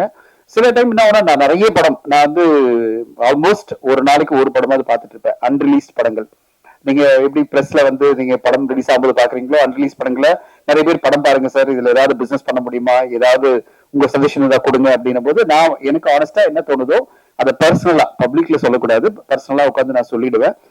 அதை சொல்லிட்டு தான், ஏன்னா ஏதோ நல்லா இருக்கு சார் நல்லா இருக்கு சார் சொல்லிட்டு அங்கிருந்து போற ஆள் கிடையாது. நான் அங்க உட்கார்ந்துட்டு அவங்க கூட ஒரு 10 நிமிஷம் பேசி ரொம்ப பொறுமையா பேசிட்டு இருப்போம். நாங்கெல்லாம் சேர்ந்து அந்த இயக்குனர்கிட்டையும் அந்த ப்ரொடியூசர்கிட்டையும், சார் இதெல்லாம் எங்களுக்கு உடன்பாடு இல்லை, இதெல்லாம் பெட்டரா இருக்கு, இதை வச்சு நீங்க ஏதாவது பண்ண முடியுமா பாருங்க, உங்களுக்கு யூஸா இருந்தா யூஸ் பண்ணீங்க, இல்லைன்னா உங்களுக்கு உடன்பாடு இல்லைன்னா தூக்கி போட்டுருங்க அப்படின்னு சொல்லிட்டு அது பிறகு ஓகேவா சார் நான் கிளம்பலாமா, ஏன்னா நம்மளை மதிச்சு ஒருத்தர் ஒரு படம் காமிக்கிறாருன்னா அவருக்கு கொடுக்க வேண்டிய குறைந்தபட்ச மரியாதை வந்து அதுதான். அதை நான் பண்ணிட்டு அங்கிருந்து நான் கிளம்புவேன். ஏன்னா நம்மளுக்கு ஒரு 10,000 ரூபாய் 8,000 ரூபாய் செலவு பண்ணி ஸ்நாக்ஸ் கொடுத்து நம்மள வந்து உட்கார வச்சு படம் பார்க்க வைக்கிறாங்கன்னா அந்த மரியாதை ஒண்ணு இருக்கு. அதுக்கு நான் உட்கார்ந்து ஏதோ ஒண்ணு ஃபேக்கா சொல்லிட்டு போகணும்னு நினைக்காம அவங்க உட்கார்ந்து நான் சொல்லுவேன். அதனால நிறைய பேர் டிமாண்ட் பண்ணிட்டே இருப்பாங்க. இப்ப கூட பாத்தீங்கன்னா 2 மெசேஜ் சார் நாளைக்கு படம் பார்த்துடலாமா அப்படின்னு. அது எல்லாமே நான் அன்பா ஏத்துப்பேன். அந்த கட்டளை அது அவங்க எனக்கு கொடுக்குற கட்டளை. சார் இங்க வரணும், நாளைக்கு படம் பார்க்கணும், 3 மணிக்கு 6 மணிக்கு சண்டே கூட நான் வருவேன் அப்படின்னு சொல்லுவேன். நீங்க எப்படி எவ்வளவு ரெஸ்பான்சிபிளா படங்களை பார்த்து ரிவ்யூ கொடுக்குறீங்களோ அதே மாதிரி நான் உட்கார்ந்துக்கிட்டு அந்த படத்துல ஏதாவது என்னுடைய பங்கு இருக்க முடியுமா, டிஸ்ட்ரிபியூஷன் பண்ண முடியுமா, இல்ல டிஜிட்டல்ல கொண்டு போலாமா, சேட்டலைட்ல கொண்டு போலாமா, அதுக்கான துணை நான் எப்படி இருக்க முடியும், அதையும் நான் அடுத்த கட்டம் கொண்டு போவேன். சோ அந்த வேலையில இந்த படத்தை காமிச்சு வந்து விஜய் கௌரிஷும் அந்த டீம் என்ன சொன்னாங்க, சார் நீங்க ஃபீட்பேக் எல்லாம் எடுத்துக்கிட்டோம் சார், நாங்க அப்புறம் உங்களை மீட் பண்றோம் அப்படின்னாங்க. நான் மறந்துட்டேன். நம்ம அடுத்த கட்டம் அடுத்த படத்துக்கு போயிடுவோம், அடுத்த படம் போயிட்டே இருக்கு. திடீர்னு வந்து விஜய் வந்து கால் பண்ணாரு, சார் நீங்க சொன்ன கரெக்ஷன்ஸ் எல்லாம் பண்ணிட்டு திருப்பி வந்து பாருங்க அப்படின்னு. இன்னும் அது நம்ம சொன்ன உடனே திருப்பி நம்மளை பார்க்க சொல்றாரு அப்படின்னு. சரி வரேன் அப்படின்னு சொல்லிட்டு திருப்பி போய் பார்க்கும்போது நம்ம என்னென்ன கரெக்ஷன் சொன்னமோ அதை சீரியஸா எடுத்துக்கிட்டு அதுல கொஞ்சம் எவ்வளவு பெட்டர் பண்ண முடியுமோ அவ்வளவு பெட்டரா பண்ணி எடிட் பண்ணி ஒரு லெங்க் வந்து நான் சொல்லிட்டே இருப்பேன். சின்ன படங்களுக்கு ரொம்ப லெங்க்தியா கொடுத்தீங்கன்னா நம்ம ஹோல்ட் பண்ணக்கூடிய ஃபேஸ் வேல்யூ கிடையாது. ரொம்ப சின்ன படமா ஒரு 2 hours கொடுத்தீங்கன்னா கிரிட்டிக்ஸும் சரி ஆடியன்ஸும் சரி ரசிக்கிறதுக்கான வாய்ப்புகள் இருக்கு, வாய்ப்புகள் தான், கேரண்டி இல்லை. அதனால நான் சொன்னேன் ரொம்ப லெங்க்தா இருக்கு விஜய் அப்படின்னு. அப்புறம் விஜய் கௌரிஷ் எடிட் எல்லாம் பண்ணி அவரோட டீமும் எடிட் பண்ணி ஒரு அழகான படமா ஒரு 2 hour படமா கொண்டு வந்து காமிச்சோடனே கியூட்டா இருக்குப்பா இந்த படம், இந்த படத்தை நான் ரிலீஸ் பண்ணி தரேன், உங்களுக்கு ஒன்றும் பிரச்சனை இல்லை, ஏன்னா இதுல ஒரு இன்ட்ரெஸ்டிங்கான மேட்டர் இருக்கு, அதோட கியூட்டான படமா இருக்கு, சின்சியரான ஒரு கிராமத்துல எடுக்கப்பட்ட, அதாவது ஒரு இண்டிபெண்டன்ட் டீம், ஒரு தனி டீம், குறைந்த பட்ஜெட்ல ரொம்ப சின்ன பட்ஜெட்ல ரொம்ப கஷ்டப்பட்டு அவங்களுடைய உழைப்பு எல்லா இடத்துலயும் ஓடி ஓடி ஒரு உழைப்பை கொடுத்து அருமையான ஒரு படமா அவங்களுடைய முயற்சியில ஒரு பெஸ்டான முயற்சியை கொடுத்திருக்காங்க. அதுக்கு நம்ம கொடுக்குற ஒரு ரெஸ்பான்ஸ் என்னன்னா அந்த படத்தை எப்படியாவது ரிலீஸ் பண்ணி கொடுக்கலாம், அது மூலமா அந்த படத்துக்கு ஒரு பெரிய ரீச் கிடைக்கும், அது மூலமா அந்த படத்துக்கு ஒரு வெற்றி கிடைச்சா நல்லா இருக்குமே என்ற எண்ணத்துல தான் அந்த படத்தை நான் வந்து சரி நான் ரிலீஸ் பண்ணி தரேன் அப்படின்னு விஜய் கிட்ட சொன்னேன். அது பிறகு எனக்கு என்ன ஆச்சரியம்னா, நீங்க நம்ப மாட்டீங்க, விஜய் கௌரிஷ் கடந்த 15 நாளா கிட்டத்தட்ட ஒரு 10 சிட்டில போயிட்டு அங்க வந்து இன்ஸ்டா ப்ரொமோஷன் பண்ணிட்டு இருக்காரு. இன்ஸ்டா ப்ரொமோஷன்னா அங்கங்க இருக்கிற இன்ஸ்டா இன்ஃபுளுசர்ஸ் கூட சேர்ந்துட்டு வீடியோஸ் பண்றது, சாங் பண்றது, அந்த வீடியோ ப்ரொமோஷன்லாம் ரெடி பண்றது, அங்கங்க ஊர்ல போய் இந்த படத்தை பத்தி ஒரு சோலவா ஒரு தனி மனிதரா படம் வரதுக்கு முன்னாடியே ஓடி எல்லா ஊருக்கும் போய் பண்ணிட்டு இருக்காரு. இதுல பேரரசர் சொன்ன மாதிரிதான் இவரு சுபாஷ் சொன்ன மாதிரி ஹீரோயினியே வரல. நான் வந்த உடனே கேட்டேன், அவங்கள சேர்ந்து பண்ணா இன்னும் அந்த வீடியோக்கெல்லாம் இன்னும் பெரிய ரீச் ஆகுமேப்பா அப்படின்னு கேட்டேன். அவங்க வந்து வெப் சீரிஸ்ல பிஸி ஆயிட்டாங்க சார் அப்படின்னு சொன்னாரு. பட் இதுதான் தவிர்க்க முடியாத ஒரு சிச்சுவேஷன் நம்மளுக்கு சினிமால. திடீர்னு பார்த்தா ஹீரோயின் காணாம போயிடுவாங்க, அப்புறம் டீமே காணாம போயிடும். அதை மீறி அதை படம் எடுத்தவங்களும் அதை நடிச்சவங்களும் கொண்டு போய் சேர்க்கணும். அந்த வகையில விஜய் கௌரிஷ் சின்சியரா ஒரு முயற்சி எடுத்துட்டு இருக்காரு. அவருக்கு ஆனந்த் ப்ரொடியூசர் துணையா இருக்காரு. அந்த இந்த படத்துடைய சாங்ஸ் வந்து கெவின் டிகோஸ்டா கண்டிப்பா மிகப்பெரிய ஒரு மியூசிக் டைரக்டரா வருவீங்க. ஐயோ ஐயோ சொல்லி சொல்லி எல்லாரும் வந்து ஐயோ பட வச்சுட்டீங்க. உங்களுக்கு என்னோட வாழ்த்துக்கள். And the whole team, camera ஒர்க்கா இருந்தாலும் சரி, எடிட்டிங்கா இருந்தாலும் சரி, இப்போ மாடிஃபை பண்ண பிறகு ஒரு கியூட்டான ஒரு வில்லேஜ்ல எடுக்கப்பட்ட ஒரு சின்சியரான முயற்சியா நான் பாக்குறேன். இந்த முயற்சி உங்களுக்கு எல்லாம் பிடிக்கும் நான் நம்புறேன், ஊடக நண்பர்களுக்கு. ஏன்னா 2 வாரம் முன்னாடி நான் வந்து என் பேர்ல வரல, வேற ஒரு பேர்ல நாங்க கொண்டு வந்த படம் தான் வந்து நாளை நமது படத்தை நான் தான் கொண்டு வந்தேன். அப்புறம் வந்து திடீர்னு ஒரு தேவைப்பட்டது, நான் சொன்னேன் நீங்க வேற இதுல பிரசன்ட் பண்ணுங்க அப்படின்னு சொன்னேன். அந்த படத்தை வந்து குறைந்த பட்ஜெட்ல அந்த டீம் எடுத்த உடனே நான் படம் பார்த்துட்டு அந்த டைட்டிலே நான் மாத்தினேன். டைட்டில நான் தான் மாத்தி அதை நாளை நமதுன்னு ஒரு டைட்டில வாங்கி அந்த டைட்டில கொடுத்து இன்னைக்கு வந்து அந்த படம் வந்து எல்லாருமே நீங்க எல்லாம் அவ்வளவு அப்ரிஷியேட் பண்ணும்போது எனக்கு ரொம்ப பெருமையா இருந்தது. நான் வந்து ஒரு சின்ன படத்துக்கு நம்ம சப்போர்ட் பண்ண நினைச்சது இத்தனை ஊடக நண்பர்கள். நான் நினைச்சேன் இவ்வளவு சின்ன பட்ஜெட்ல எடுத்த படத்தை இந்த ஊடகங்கள் எப்படி மதிக்க போகுது. அதாவது நீங்க எல்லாம் 500 கோடி 300 கோடி 400 கோடி படங்களை பார்த்துட்டு இருக்க ஊடகங்கள் உங்களுக்கு ஒரு 50 லட்சத்துல எடுத்த படத்தை வந்து மதிப்பு கொடுப்பீங்களா அப்படின்னு ஒரு சின்ன டவுட் இருக்கும்ல. நீங்க எல்லாருமே, நான் உங்க எல்லாருக்கும் முன்னாடியே தலைவணங்குற உங்களுக்கு எல்லாருக்கும் நான் வாழ்த்து சொல்லணும், வரவேற்கணும்.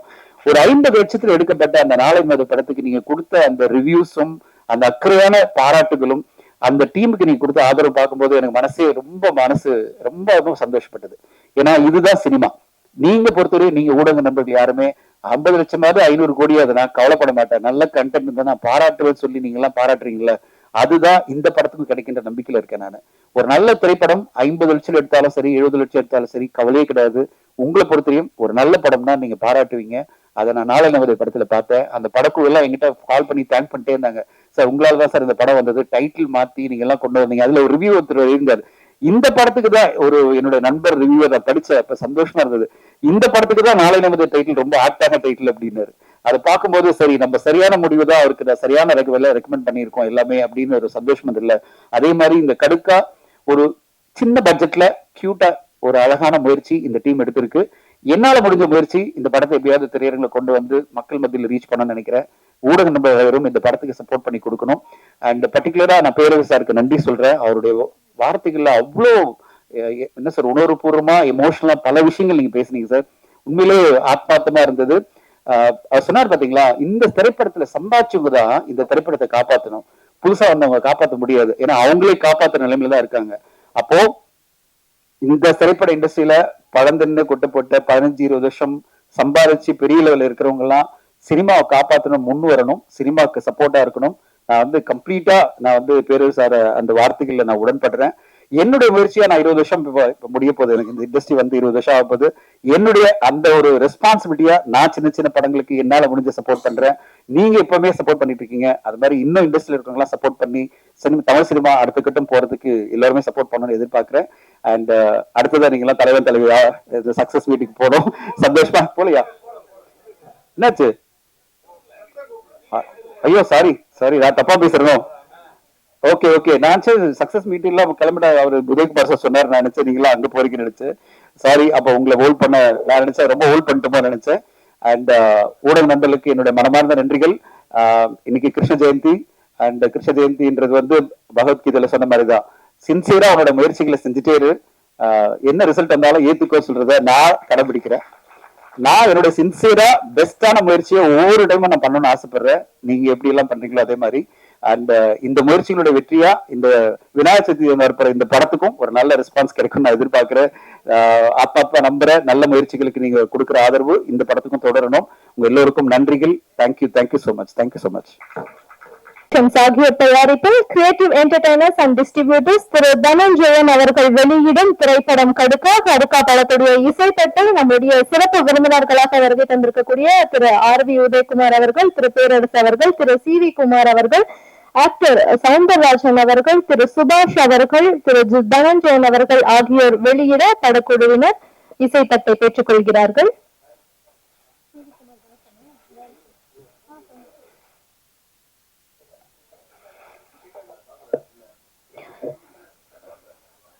ஒரு பெரிய கைத்தட்டல்கள் இந்த தருணத்துல நம்ம கொடுக்கலாம். கடுக்கா படத்துடைய இசைத்தட்டு வெளியிடப்படுகிறது.